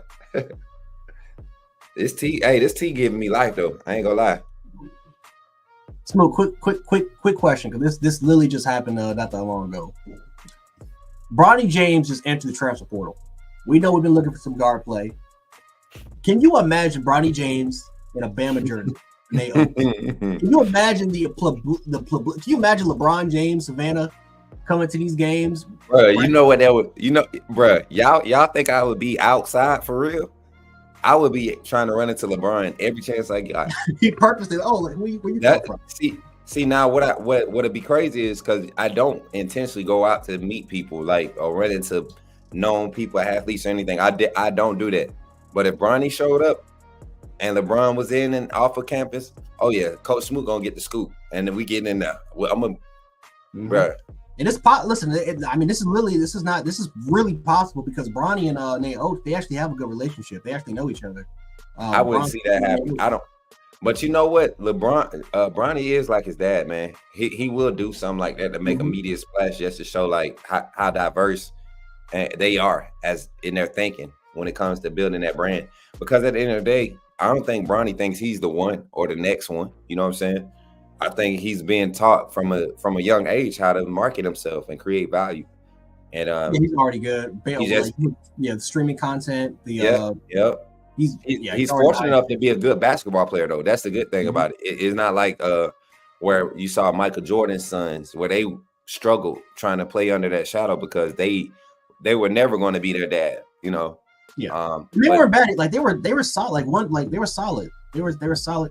I mean, the one dude at UCF, what was his name? Marcus. He had like what 13, 12, yeah, 13 but I played against Marcus when I was ninth grade AAU. I think he was like maybe 12th grade or going into like I remember, and he wasn't nothing special. Marcus was, he wasn't nothing special. I remember playing, but that's not a slight at him. When I say nothing special, it's like he wasn't a top recruit. He wasn't making noise other than he was Jordan's son. Like that was about it for him. Let me see. I can't find my guy's stuff to send him this message. Let me see.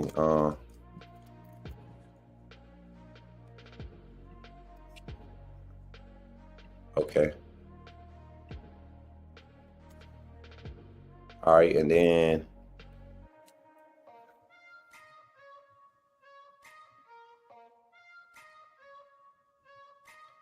Marquez. Let me see. Yeah, we got Marquez Daniels pulling up tonight, and we got Jordan Vines. Ooh, both. Yeah, Jordan Vines is a name that a lot of you probably haven't been paying attention to.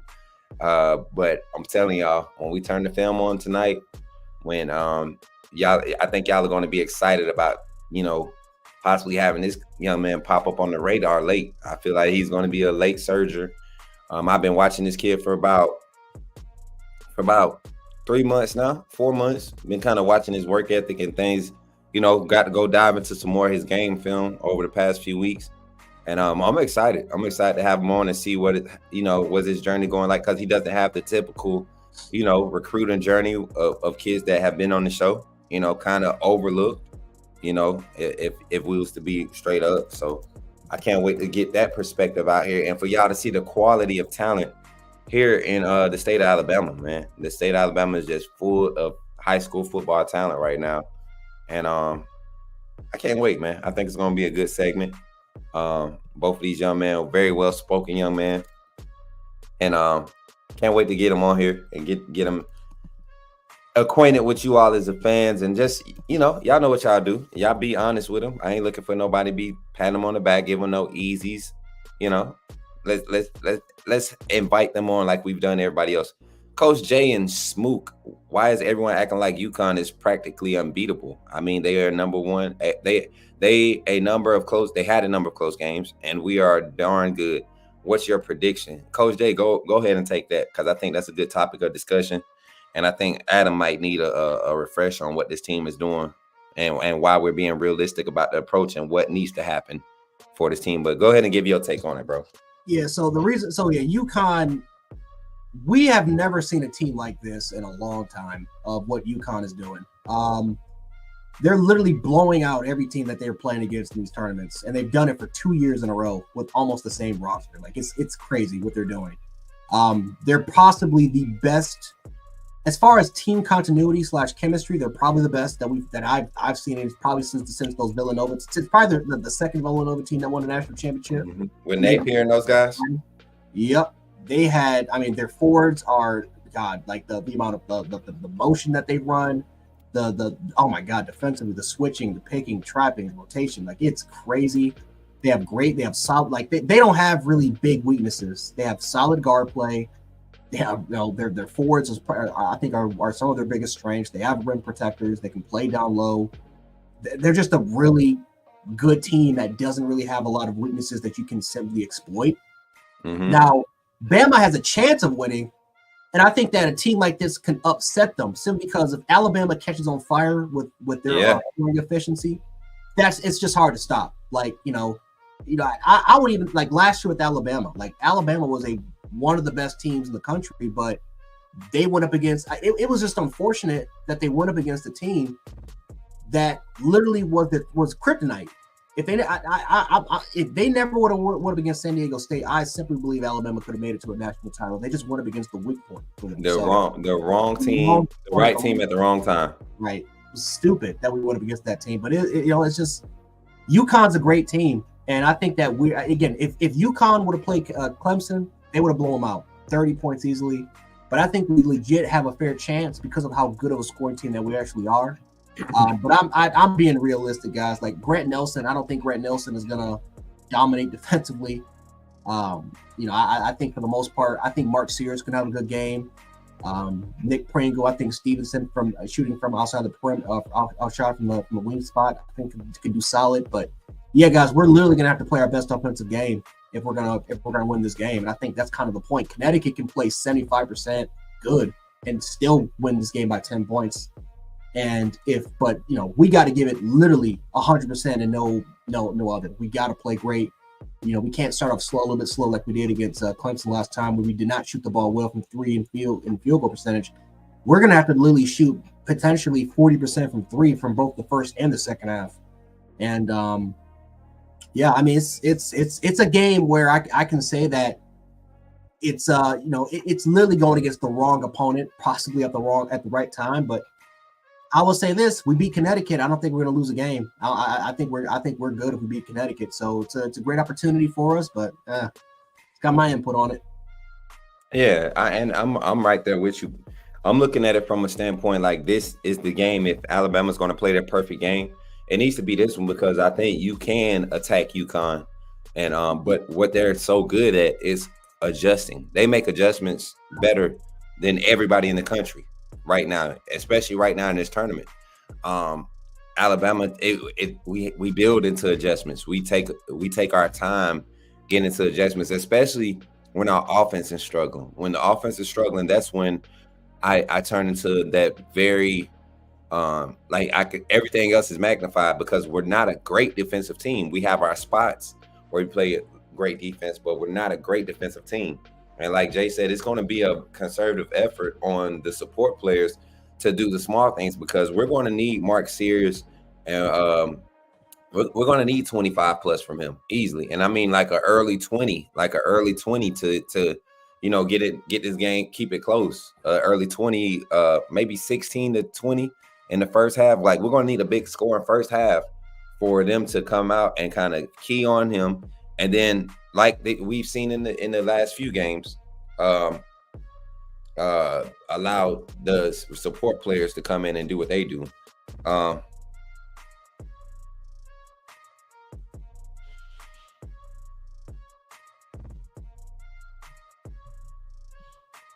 So I was just making sure, Coach Jay, I appreciate you for hanging out, man. We just trying to make sure we got all the guys set up in the background.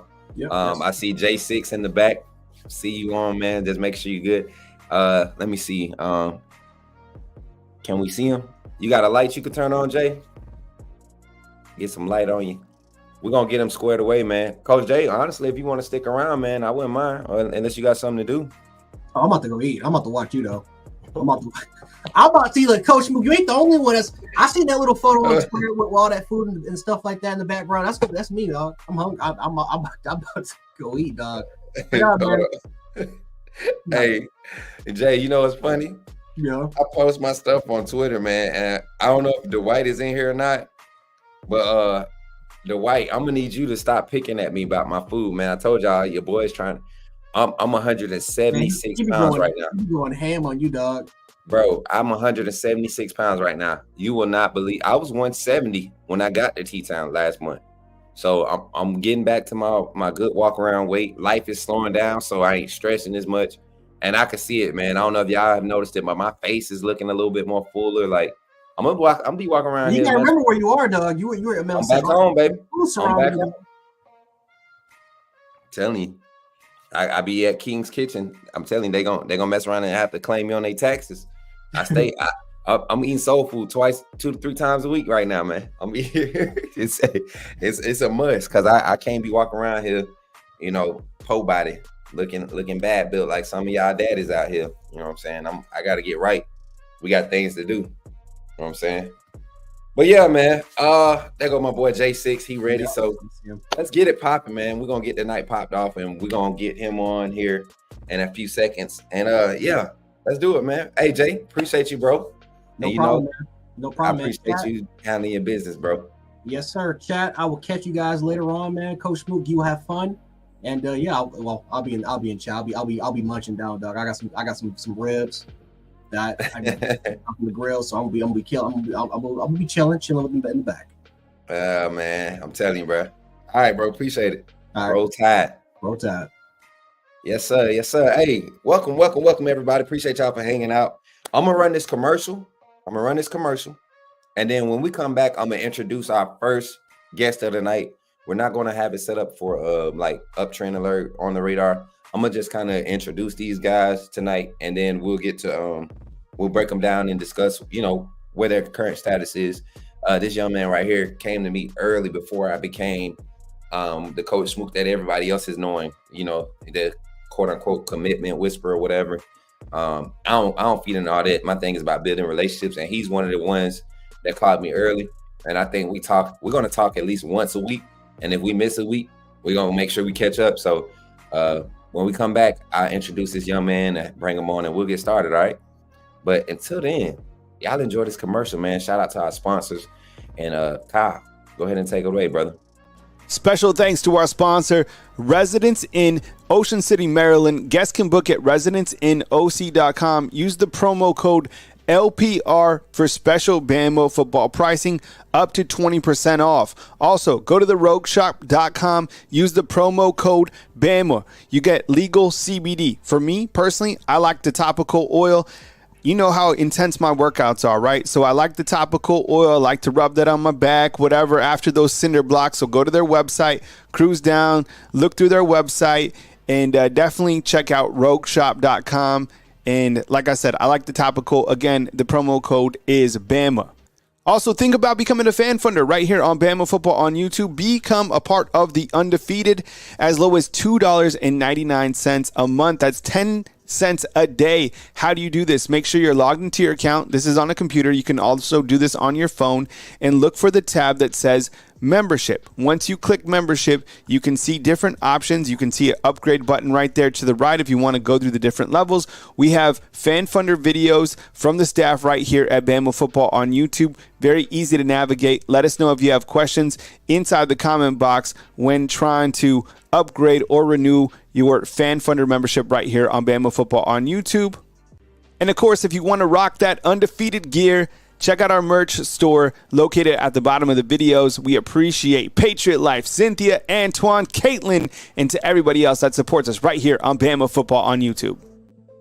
Yes, sir. Yes, sir. Appreciate all of our sponsors. Everybody showing us love. Man, I'm glad to have this young man on. I ain't gonna wait that much longer. Hey, Jay, you ready? Give me a thumbs up.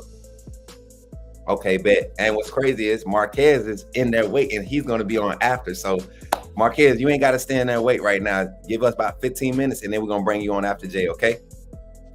Yes, sir. All right. Look, this boys, man. I'm telling you, we got 2 dogs, and they right here in our backyard. We got them set up to, we got plans to set up and go do a Friday night lights link up with these young men. So without further ado, I'm going to bring his graphic up real quick, y'all. I got to do it right for my boy. This young one right here, this is an extra special one for me because I know his story and I know I've been there. We share the same type of background when it comes to this recruiter thing.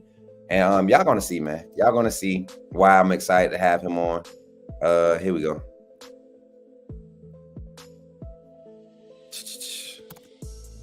I'm gonna do this right here for him. Here, boom. Screenshot alert. Put that right there. Boom. So here we have young man. As a matter of fact, I ain't even gonna do him like that. Jordan, you ready? Let's get you on. Boom, boom.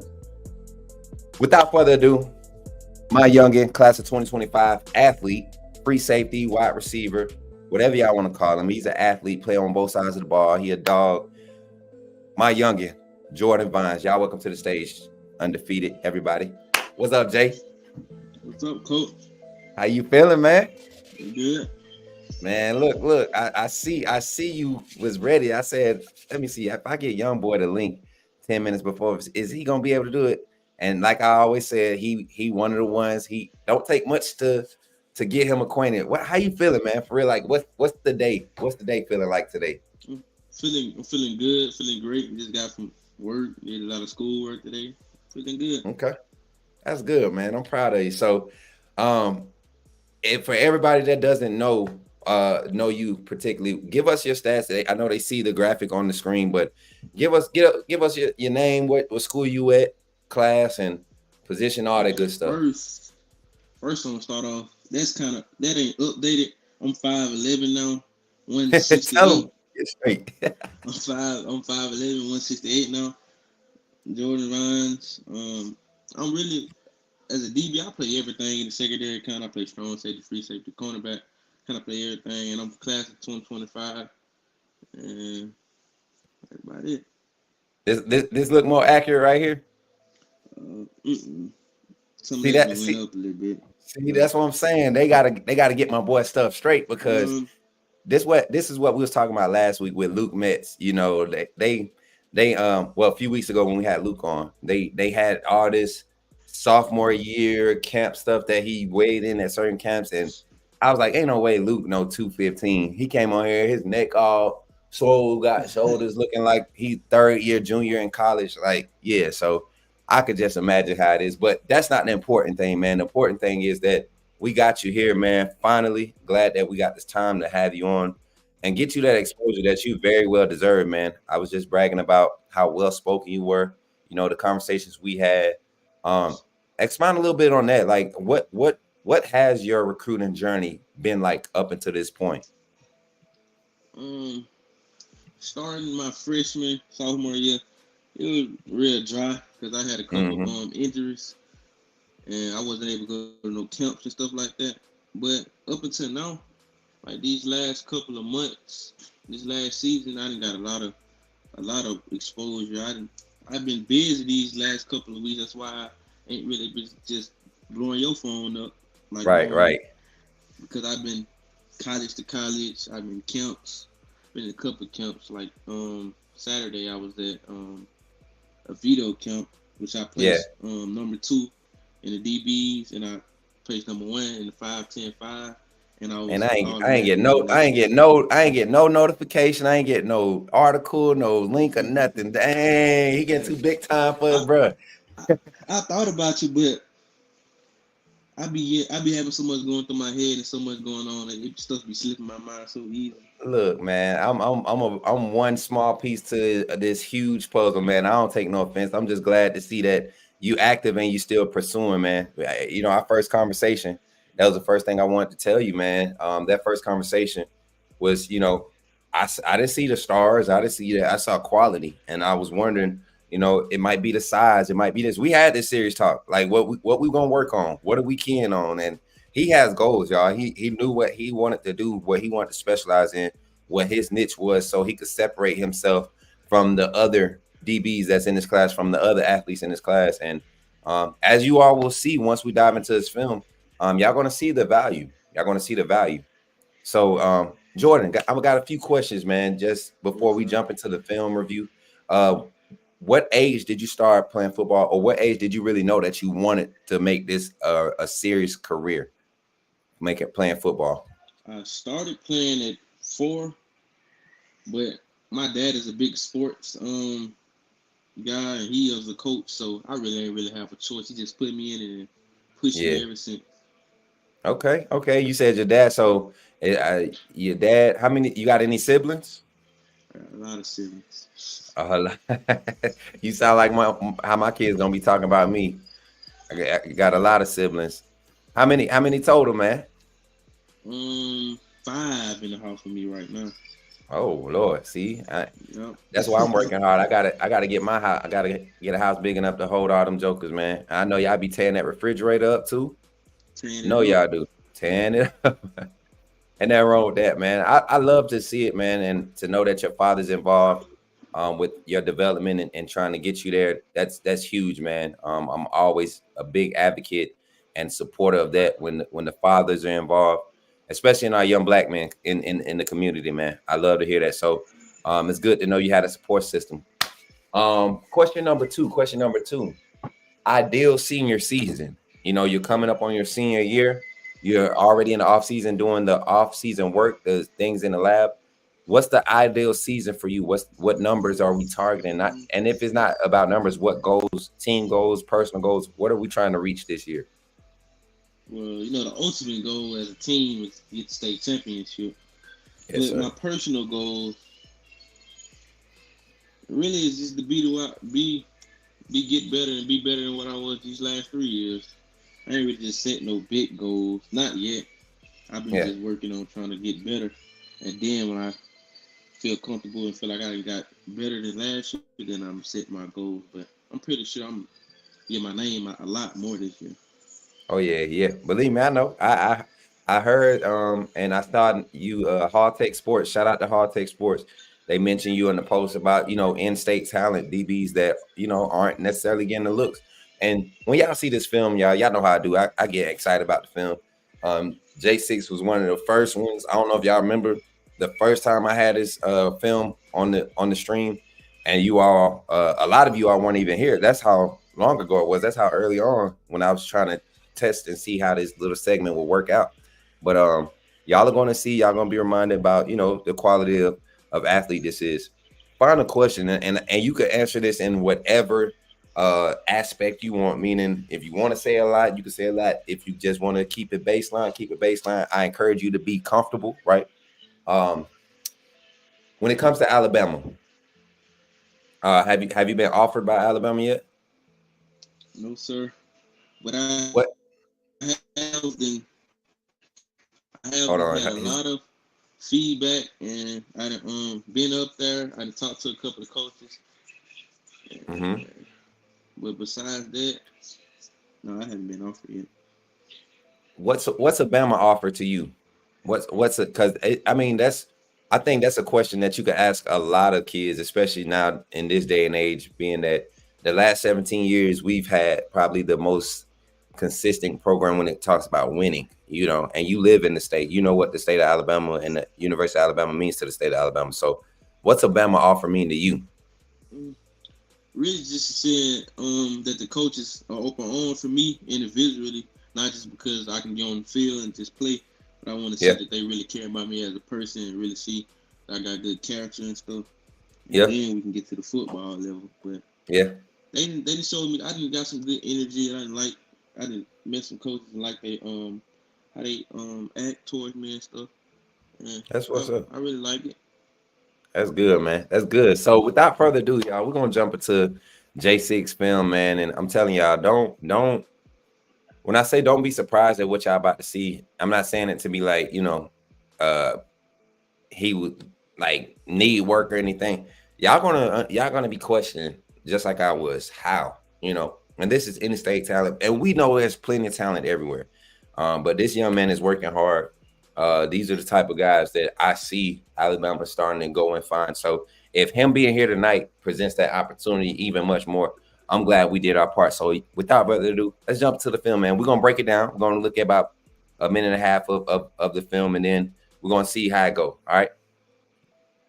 Let's jump into it. I like this view better. I'm going to put you on that side. I think that look better. It might be this one. Okay, that one better. All right, y'all. So we're going to jump into it. Let me pull it up and hit play. All right, so this is your junior season highlights, correct? No, I don't think that, because I know that's my sophomore year. Hold on, let me see. I'm gonna come to this one. Here we go. Is this one right here? Yes, that's my. Here we go. All right, now, yeah, this is the one right here. This is the one where y'all gonna see a lot of his free safety work, and I think y'all gonna see his value, especially with the new schematic, the new style of 4-2-5 that you're gonna be seeing at Alabama. This young man can definitely play the middle of the field. He plays center field, come down in the box. He's not scared. Ball hawk, range, ball tracking, immediately off rip, just the range. That's opposite hash, right? Was that opposite hash? Yeah. Yep. I traveled a Opposite long half. way. I want y'all to see that distance travel. Quick recognition to the strength, right? Actually, you had even.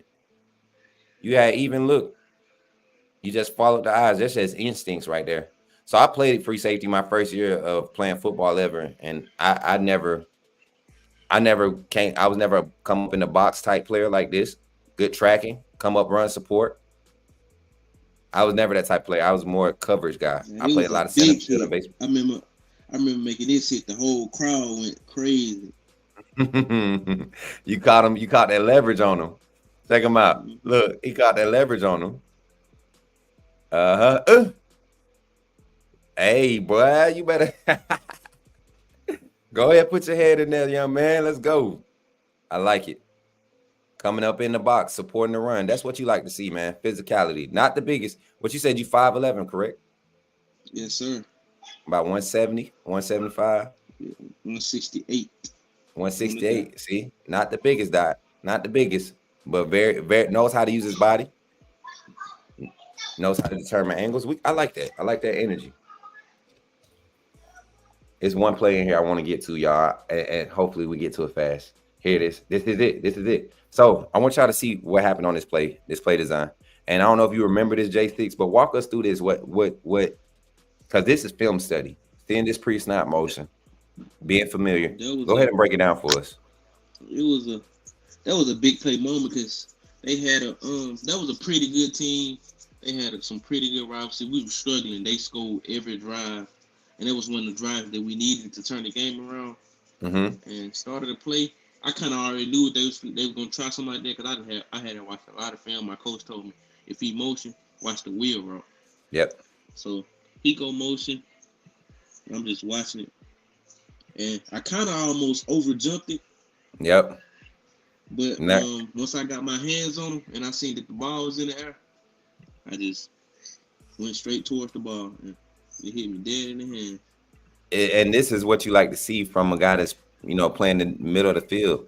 The fact, and it wasn't a great throw, but we've seen at the college level where those freak plays happen, those accidents happen, and guys are just out of position.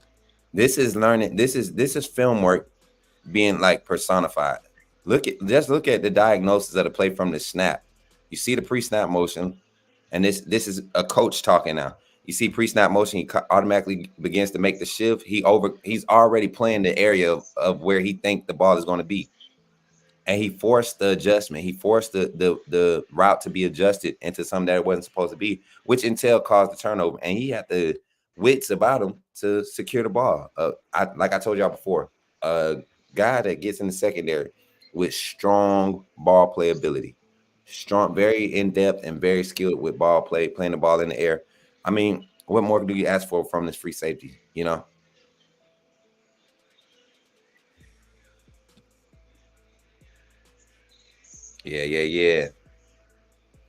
Physicality too, man. Physicality too. I like it, Jay. I like it, J6. So if you had to say a player, NFL, college, whatever, a player that you kind of like, or players that you model your game after, who would you say you try to model your game after? Sauce Gardner. And why is that? I like the way he played. Well, I look at Travis Hunter a little bit too. Okay. But he more of both ways, and I don't see him as being as physical as others. So I really just look at Sauce Gardner. But Travis Hunter is a great player too. But Sauce Gardner, I like the way he played, and when I watch him, I feel that he is confident with anybody that step in front of him, and I really like that. Like anybody that step in front of him, he automatically gonna feel like he better. Like I watched this one clip against him, and I think that was Jamar Chase.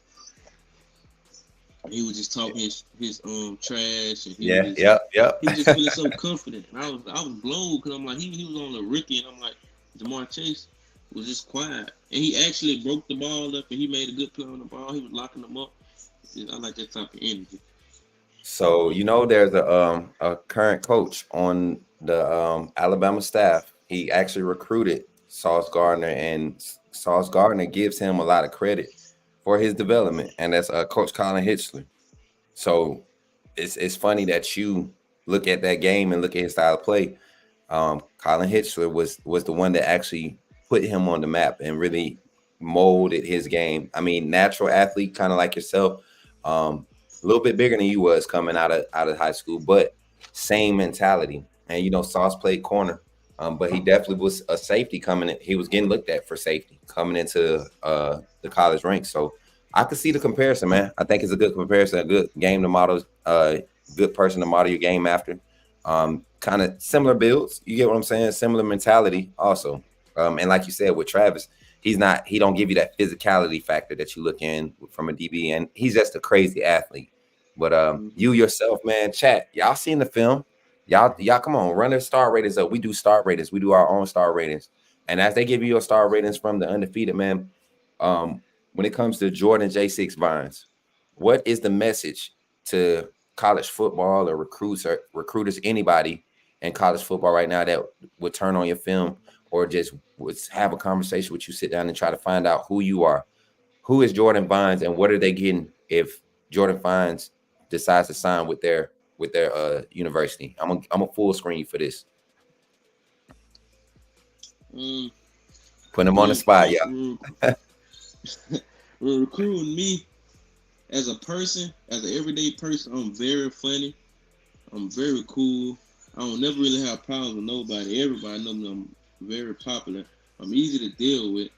I work hard. I play hard. I train hard. I do everything just hard. And I don't just let anybody just boss me around or do anything like that, because I push everybody around me to be the best. So if I see you lacking in something and I feel like you can be better, I'm going to push you to be better. And a lot of people tell me nowadays that my energy has changed a lot ever since I started high school football. I've seen the need that I need to change myself as a person. I changed myself as a person. And my energy has been great. And on the football field, it carries over because I'm gonna emphasize, I take very pride on the football field. When it comes to watching film, learning plays, my coach will tell you, I set the whole defense. I even know what the D line do. I know what the D line. They have told me, and I think I've spoke on that before. I can't remember your position coach name. I forget his last name, but the brief conversation we had, he was like, that's my second coach on the field. Knowing, I guess y'all linebacker is a very highly touted guy, high IQ guy. Yeah. Whatever connection you two have when it comes to dissecting film and breaking things down, I think that's a good thing to have. I think that's a good thing to be looked at for as a smart player on the field. It shouldn't all just be about skill sets and what you can and can't do, but if you can contribute to the team on the mental aspect and being a leader, first in the door, last out the door, somebody that's going to lead by example, I think that creates value for you on a higher level than other things. So, man, it was awesome, having you on, man. I'm glad you took the time out. Like I said, it's always an honor and privilege to get these recruits on, to get you guys on it and just kind of let you set the narrative for yourself. And we all about building relationships here at Bama Football on YouTube, trying to make sure we, take care of you guys. Look, Marquez, do y'all play BTW? Or they outside y'all region? Out of Tuskegee? Okay, yeah. No. Look, I want to see some action between y'all two, because Marquez, that boy, he a dog too. I said these two. It's funny that both of y'all agreed to come on tonight because being right here in the backyard, being in the state, I think is a good spot for just to continue to highlight in-state talent, because the 25 class loaded, but I know y'all got some 26 guys out there, on y'all roster that's gonna be creating some buzz.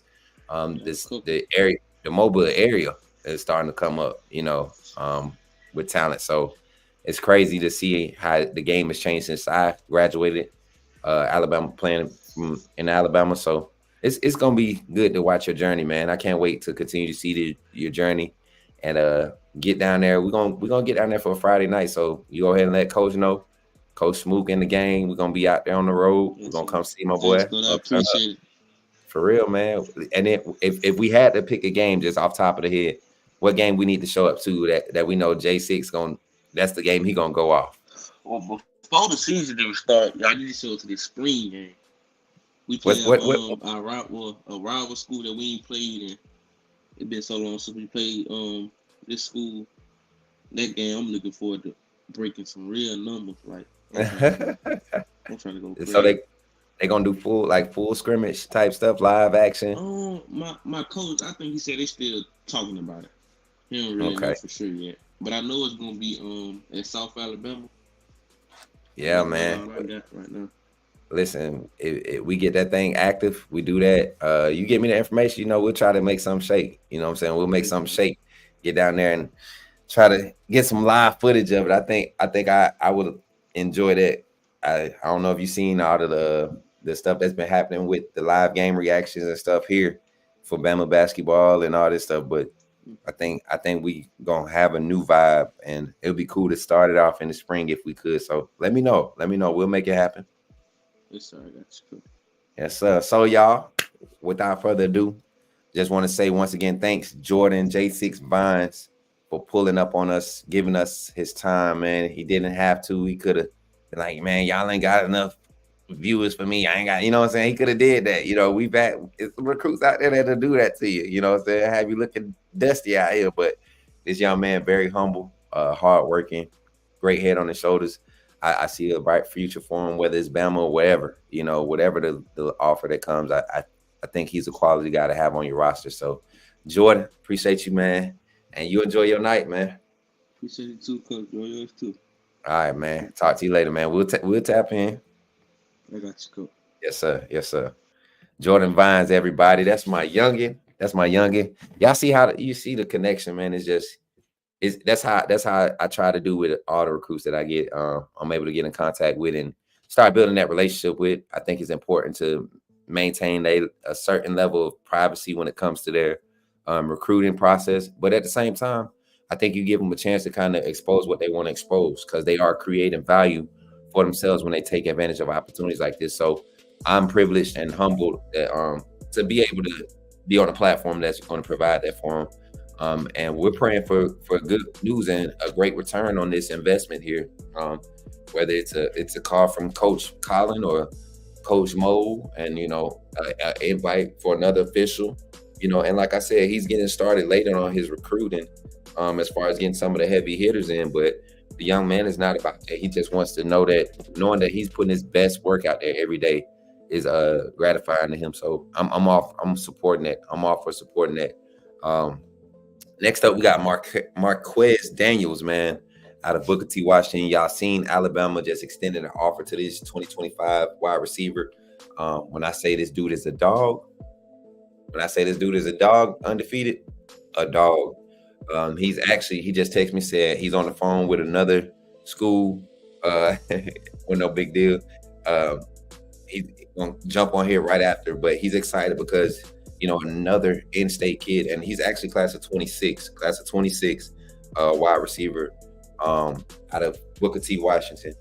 I think this young man kind of embodies that size and that height that we see from Caleb Odom, some of the wide receivers that's been getting a lot of looks from the Bama staff when it came to when it's coming to the type of guy that we're recruiting.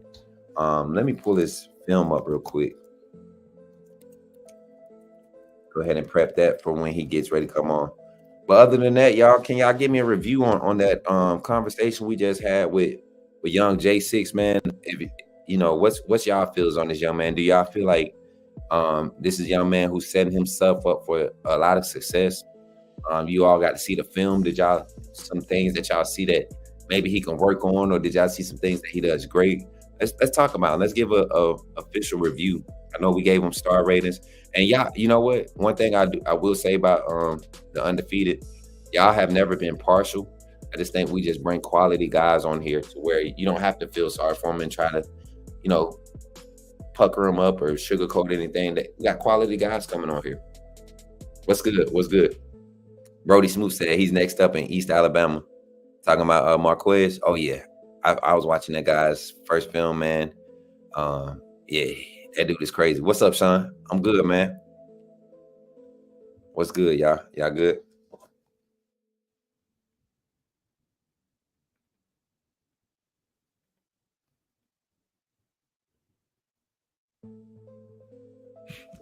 I had to text my brother. Just got off. Coach, I think we're getting Caleb Cunningham. I saw some news earlier today, man. We got Marquez in the background saying his device not connected. Got to see what's going on with it. But we got him prepped, got his film lined up, and we're going to have him on here as soon as we figure out what's going on with his phone. He jumping out, jumping back in. But, yeah, Coach, I think we're getting Caleb Cunningham. I don't know, man. I heard some stuff, though. The Mississippi thing is not as appealing as I thought it was, right? Hometown hero move.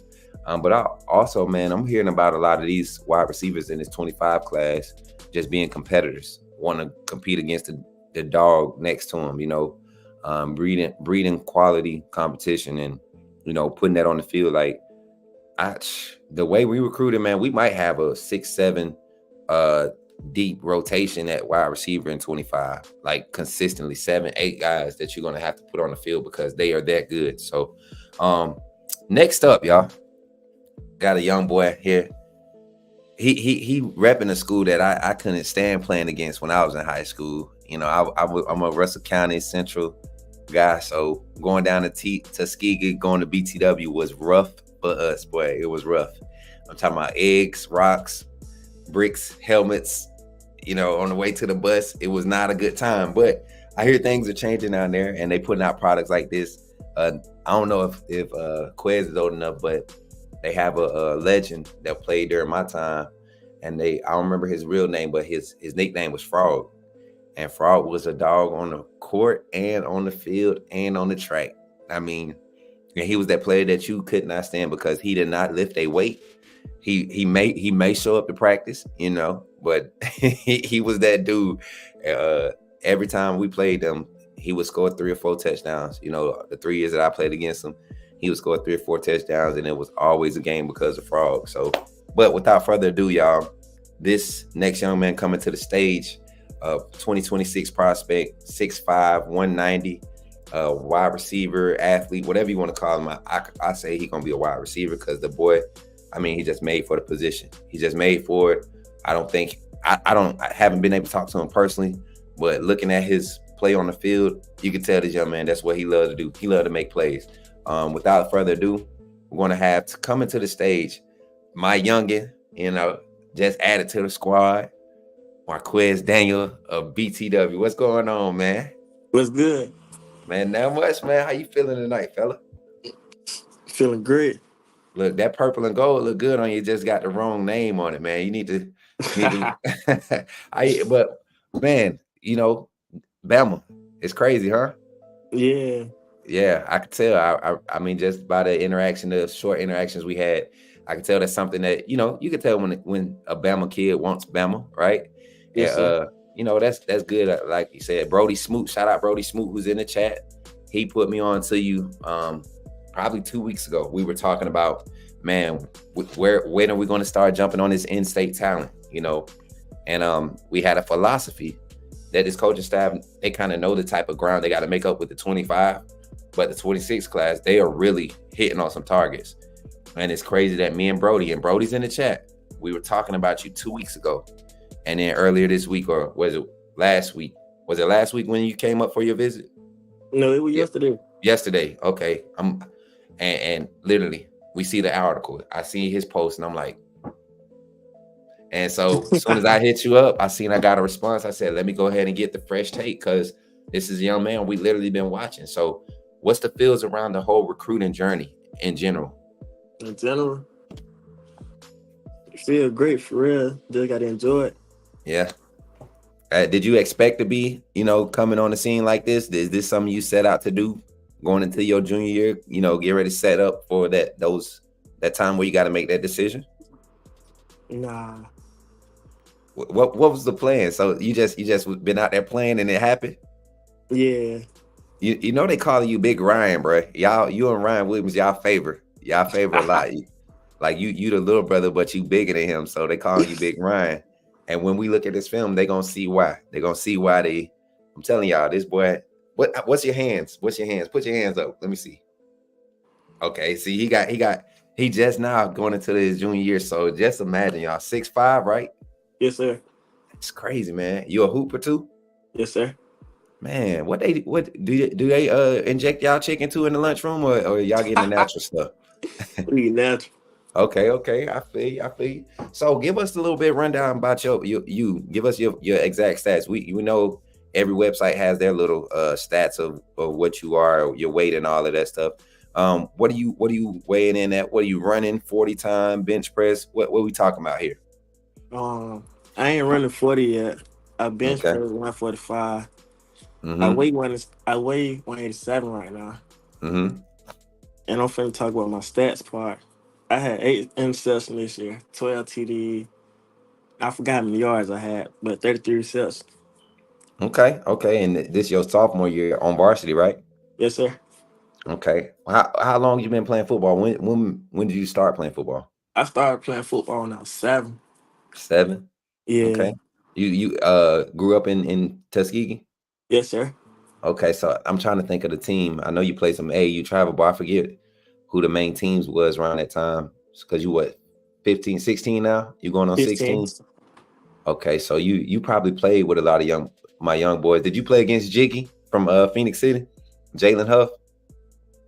I got to see her face. Man, so I'm pretty sure y'all played with each other, because his dad do a lot of that work in Opelika, Tuskegee. You know, he get up and down the road, and you know they put a lot of them big name kids together back then when travel ball was becoming real social media driven a few years back. So, and looking at the name, it does look familiar on those rosters I used to watch. So it's pretty cool, man. 7 years old, man.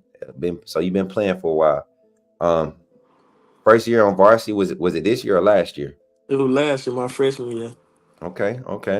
And how was that? Was that like a crazy learning curve, or? It was crazy though. I was a little nervous at safety.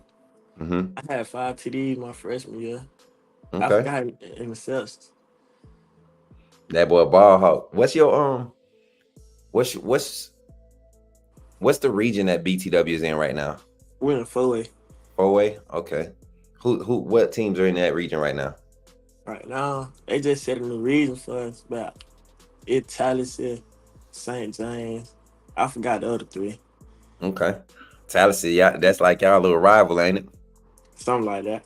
Yeah, that it's not on the books, but y'all know a lot of them. Y'all right up the road. Yeah, I already know how that is. Rusk County Central, Rusk County Smith Station. You know, that's how we used to get down. Beauregard too. Beauregard was our nemesis because they did some dirty stuff when we was coming up. But yeah, man, let's get into it, man. You know, I think I get more hype about this film, man. This highlight film.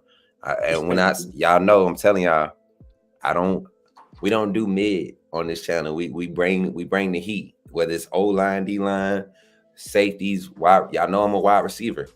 So I would not be bragging about this young man unless he has some juice. And y'all gonna see. We're gonna roll film. So here we got Marquez Daniels, class 2026, out of BTW Tuskegee.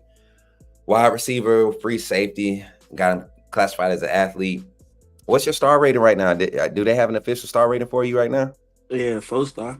4-star wide receiver, okay. 4-star. Okay, let's get into it, y'all. And you could hop in anytime you watching the same thing I'm watching. You let me know. We got a 6'5" wide receiver coming on the jet sweep, y'all. that's the first thing I want y'all to identify. A coaching staff wants to put a 6'5" wide receiver in a jet sweep. And he cribs it. He cribs it. 1-on-1. Oh my God, you don't got enough help here. Go up and get it. Not the best though, but high pointing the ball, using the height, using his hands, not overplaying it, not blaming the quarterback for not giving you the best throw, bailing him out, earning that trust. That means a lot, man.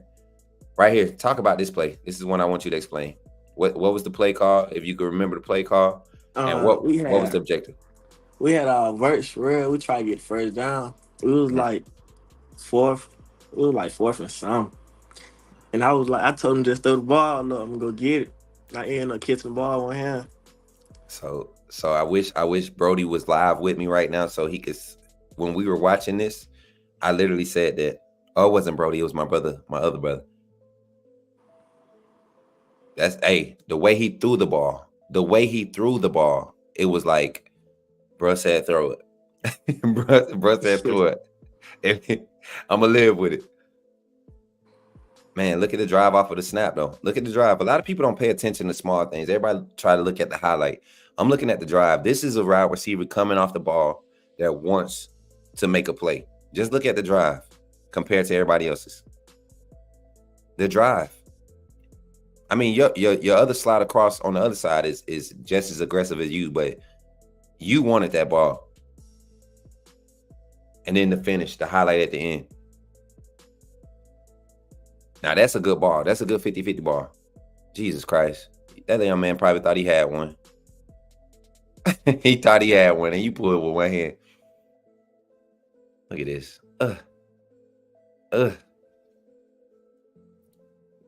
Got some, what's this, punt return action? Yeah. 6'5" doing punt return. Oh, my.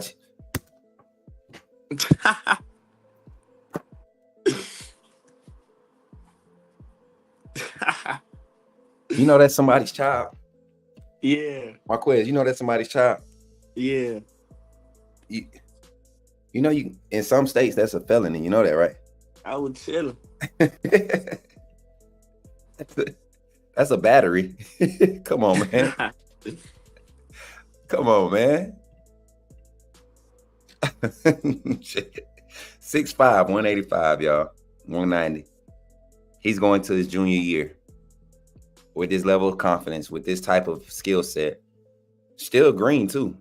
As long as you've been playing, I could tell right now, you get into a developmental lab, start literally getting on technique work, get into like a 7-on-7, a quality 7-on-7 team, travel team. I'm telling you, man, you'll see the difference. It's the small details that's going to make the difference. Adjusting your running style because you're a taller guy. Work on keeping that pad level a little bit lower. It's attractive when you're a tall guy and can keep your pad level low and still be able to move in and out of your cuts, out of your breaks. Slipped up a little bit. Oh, yeah. Y'all know what type of feels he give me, y'all? And this is a wide receiver in this 25 class that y'all know I'm excited about. Alabama's targeting Travis Smith Jr. The way you go up and attack the ball, the way, like, the 9 route is clearly a comfortable route for you. That's big body. You don't want him going in and out of a lot of breaks. You want to try to give him possession opportunities. And your quarterback play basketball too? Yeah. Yeah, I could tell.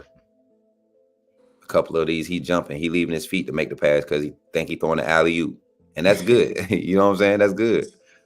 That's good. I guarantee he probably shoot a 2 guard, 1 guard, your quarterback. Yeah, he'll 1. Yeah. Look at him. Vision. I like it. No wasted motion. I'm a big guy. I ain't got time to be trying to juke nobody. Let me get north and south. Oh my God. Bean Top City. City. Quick slant. Y'all, I mean, yeah, he's 6'5", but he's not running 6'5" type routes. Patience. Confidence. You got a lot of trust in your quarterback. I'll tell you that, because that ball came out late. You come across the middle, you know, the safety sitting there, or maybe the linebacker sitting underneath. That takes a lot of confidence to go across there. We got a free safety look, y'all. Run support, what we doing?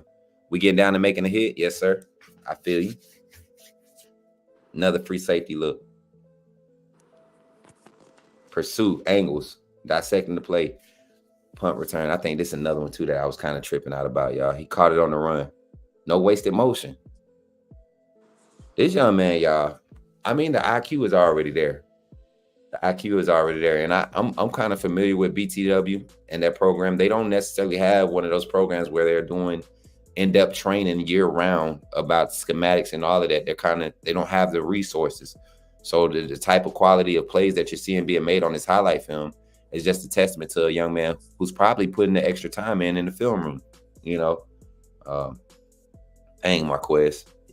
You got a lot of upside, young man. I'm going to tell you that right now.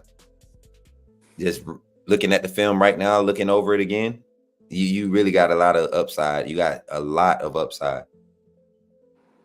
Don't expect to get no free safety looks at the next level, though. I'm gonna tell you that right now, because at Bama right now, it's a running joke, but I can tell you from personal conversations, it is not a secret. When Coach Shepard wants a wide receiver, he gonna fight for him. He gonna fight for him to keep him on that side of the ball, and that's just what he does. And I know you had your interaction with Coach Shepard. Can we talk about that? Yeah, What was that like, man? it was great. He want me back down there for a camp. He want to see me on my 40. You want? I got some people I could put you in touch with some people in that area for real. Some coaches that's gonna get you right. You actually at Opelika with one. He just opened up his new gym.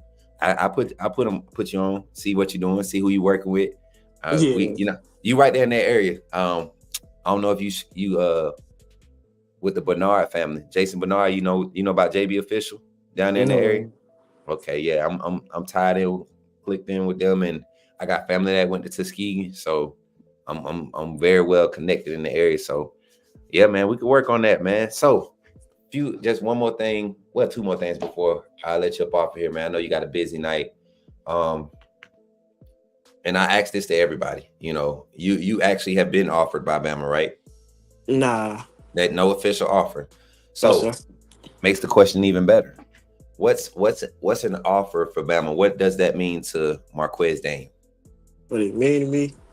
Yeah. It gonna mean a lot to me, for real. It'd be like a dream come true. Dream come true?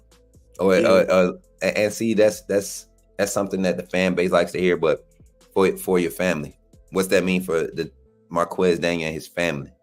Big time. For real. I'm familiar with some of your people, so I know what that means. I just want to see what the reaction would, and y'all see it, man. I love when we get Bama kids on here, and knowing that that's a dream, or that's something that's on the line. It's good to know, man, because that's what we're here for. It's not just for you to get exposure to Bama. We want people to see the purity in this recruiting process. A lot of time they think it's about a bag. They think NIL is really clouded what recruiting is about. It has. Yeah. And I like to get young men like yourself on to give this. So chat, run it up as we get closing statements from Marquez. Run it up. Is this a 4-star, or is this young man deserving of that 5th star? And honestly, let's be real. He's going into his junior year. Another question. Any possibilities of reclassification? No. Okay, because that would be, it would be funny, you favor Ryan Williams, you see how he reclassed and did what he did and all the buzz it created. I feel like you about to make some seismic moves. I got a lot of buzz, myself, Brody, our circles that we run, we got a lot of buzz from your visit, having you on campus. So it was to know that you're going to be coming back soon. That's going to be crazy. It's going to be crazy. Look at the star ratings. You got Cynthia in here giving you 5. Got Sean, and I think they're factoring in the fact that you're going into your junior year. That's what it's. that's the. And these, when I say these, some people that really, we had I forget the offensive lineman on. I forget, and we had a couple 3-stars because I was like, man, y'all forgetting that this kid is going into his junior year. And then after that, they were like, oh, wow, okay, never mind. This solid 4-star going into his junior year. So I think it's pretty cool that how we bring this type of segment on, man. Jay Townsend said, what are we waiting for? Give him this 5th star? Yeah, man. Hunter Ray says 5-star. Monica says 5 stars. Poetic Injustice. That's one of the guys. He's a very stickler. And if he break you down, you'll agree with just about everything he say. I guarantee. Talk football with this young man. This gentleman right here. He's one of the ones like, give him to me and take him over here. Let's get him. Let's see what he can do in the top of his routes when he got to sink them hips and come out and drive to the ball. Like, that's the small things. Like I said, that's what I want to see. So it's cool to see these ratings though, man. Brody giving you 5. Me and Brody big time fans, man. 4-star now, 5-star, very big possibility. Yes, very big possibility. We see it. So to close it out, man. And I ask this to every recruit, every prospect. Marquez Daniel, what are we getting and Marquez as a person? Is it Marquez or Marquez? Marquez. Marquez. What are we getting in Marquez as a person, on the field as a football player, but off the field as a young man? When we're talking about Marquez Daniels, what do you want the message to be? Off the field. If I ain't playing football, I'm playing a different sports for real. Let's see. Off the field. I don't do nothing for real, cut grass. My guy say he's a simple man. If it ain't sports, it ain't really got time for it. Yeah. I feel you, man, and that's a good passion to have when you focus like that. But I always encourage cats, especially young men, find another why. Always find, we got our why we doing it, why we playing, but find something that you can get away from it all from. Like Travis Hunter. I got to go fishing with Travis Hunter before he blew up, type stuff. And people like that's what he do now to this day. When he get frustrated, we have a hard game, he find a fishing hole and he get out there for hours, and it's something to keep you out of trouble, and it's peaceful. You get space to think. So find something, and if I had to give an assessment of you, I see a young man who don't realize, the quality you have yet. Get used to being in front of the cameras. Get used to being, speaking on your character, your personality, because you about to blow up, man. You really are. You got the talent, and you want to add value to that without having to get tied to certain things. You want to create value on your own. So take advantage of it, man. Embrace it. And, you sent me a screenshot earlier. I was like, okay, he already on top of it. And see, it ain't got to be Bama. I just like to see the activity, man. I like to see that people are noticing the talent that is happening, is growing right here, being bred right here in the state of Alabama. So you got anything else for us, man? No, sir. Thank you for having me on here. For sure, man. Look, anytime, and I plan, like I said, the BTW, I need the schedule. I need everything, because Friday Night Lights, we filling the schedule up fast. 2025 is getting filled up fast, and I would love to be able to hit BTW, Opelika, and maybe Central Phoenix City all in one night. Catch first half here, catch third quarter here, and then go right to Phoenix City, because that's where I'm from, and catch that. You know what I'm saying? And that's how we're gonna do it this season, man. I'm gonna really put some work in to continue to get this exposure and build these relationships. So I appreciate you for coming on, man. It's an honor to have you on. Look, I know that's gonna rub you. That's gonna gas him up a lot. My boy Kill Tack 9 with the $5 super chat said, "Be that next Julio." Ooh, that's pressure right there, big dog. Yeah. that's pressure. I know you probably not old enough to know to know and have seen it, right? But I played against Julio.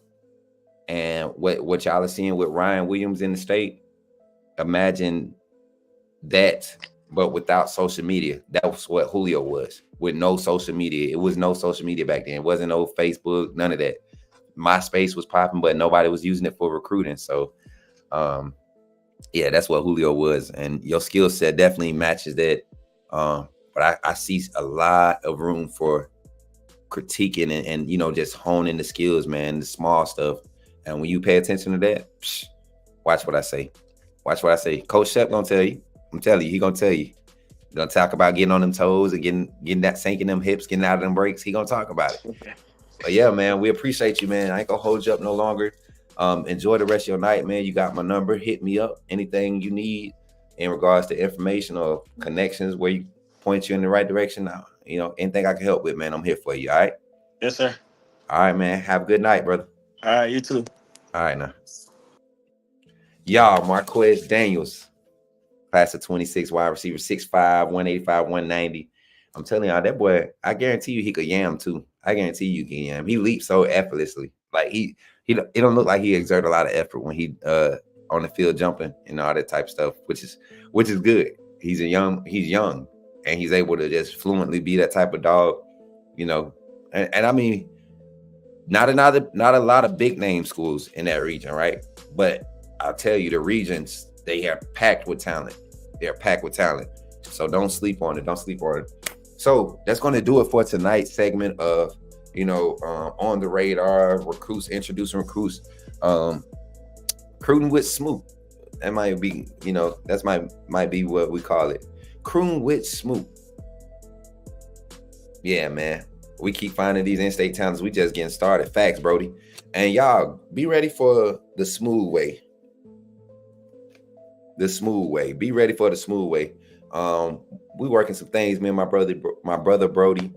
He's not necessarily a content creator. Like I said, he's connected with another network who we are definitely cool with and friends with. So us collabing is not a conflict of interest, because at the end of the day, it's about covering Bama football, and we got the same vision as far as what we want to provide as a platform for these young men and what they're doing quality wise.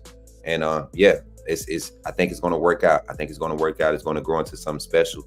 And I appreciate y'all for tuning in and showing these young men support, being real, supportive. I didn't get, when we do this, I don't get to get into the comments a lot, right? But I always go back and I try to, rewind and play things back so I can get clips. And we're going to start putting a lot of clips from all of these episodes of, Under the Radar, On the Radar. We're going to start clipping it up and get you all's takes and everything. I don't know if y'all seen the video that Kyle cut from our Reality versus Reach, but we're trying to show appreciation to you all by highlighting our interactions with the supporters, with the fan funders. So without further ado, if Josh Pate is still live, look, I'm trying to catch some of this segment too. So I'm Coach Smook of Bama Football on YouTube. Y'all, hope y'all enjoyed the recruiting segment tonight. Tune in tomorrow for a college show with Kyle. We also got practice coverage tomorrow evening. We will be interviewing with, let me pull my thing up right here. We'll be interviewing with defensive players and assistants tomorrow. The defensive players and the assistant coaches. So like we did, hopefully we get Freddie Roach again. Hopefully we get Mo Lindquist, Colin Hitchler. Yeah, I remember last time we got Hitchler. Be ready to tell us who you want to see who you want to see us interview this week after practice tomorrow. So can't wait to get to that and cover that. And with that being said, y'all, it's been fun. Y'all, I'm not, what's crazy question? I took a good nap today. And the reason I was late was because I was just trying to make sure the young men we're set up to come on tonight. But I'm very well rested. I got my tea. I'm able to make a few. I'm going to go down there and make another cup later on before I go to bed, because I'm tired of this raspy stuff. I thought I'd be over it, but body's changing, climate changing, the weather's getting to us a little bit. So we're going to get into it. And I appreciate y'all for supporting. And yeah, catch y'all in the morning. Once again, Kyle at 9 a.m. Phone call segments have been fired. I would love to hear some of y'all call in though. We, some of the same callers calling in. Let's get some more people calling in. Get on that calling segment. Let us hear your voice. I'm at Coach Smook on every platform. Guys, social media push for your boy. Please, man. Please. Poetic injustice, facts. Please, man. Is this Travis? Oh, I thought that was Travis. My big brother Travis. What up, Trav? How you feeling? 7.4 earthquake. Jesus, praying for those people in Taiwan. Pray for the people of Taiwan. That's huge. That's crazy. Man, prayers up for the people of Taiwan, man. And prayers up to y'all that are in some of this bad weather that's, in the area, up and down the coast. It is tornado season again. Be safe while you're out here. Definitely cover yourselves, especially with the weather fluctuating, pollen, allergies, so much stuff going on. Just keep yourself covered, y'all. But without further ado, y'all, appreciate y'all for hanging out. Catch y'all in the morning. Kyle segment at 9. Then you're going to have Todd and myself. And then tomorrow evening, practice coverage, post-practice interviews. And remember, we're 11 days away from A-Day. And don't forget, y'all, the social media push. Make sure y'all follow me. I think Discord is kind of crazy to use. So if you're in Discord, stay in there. We're going to try to communicate, set it up in there. But let's get it popping. I would love to have a meeting. Even if I open a Twitter space, I might start a Twitter space once I get off here. I got to work tonight at 11, but I'll start a Twitter space before I go to work. And we'll see what we can get accomplished as far as trying to get this set up and get some ideas out there before the weekend so we can have a good plan on what we want to do for A-Day. All right. Love y'all. Appreciate y'all. And again, roll tide. I'm out.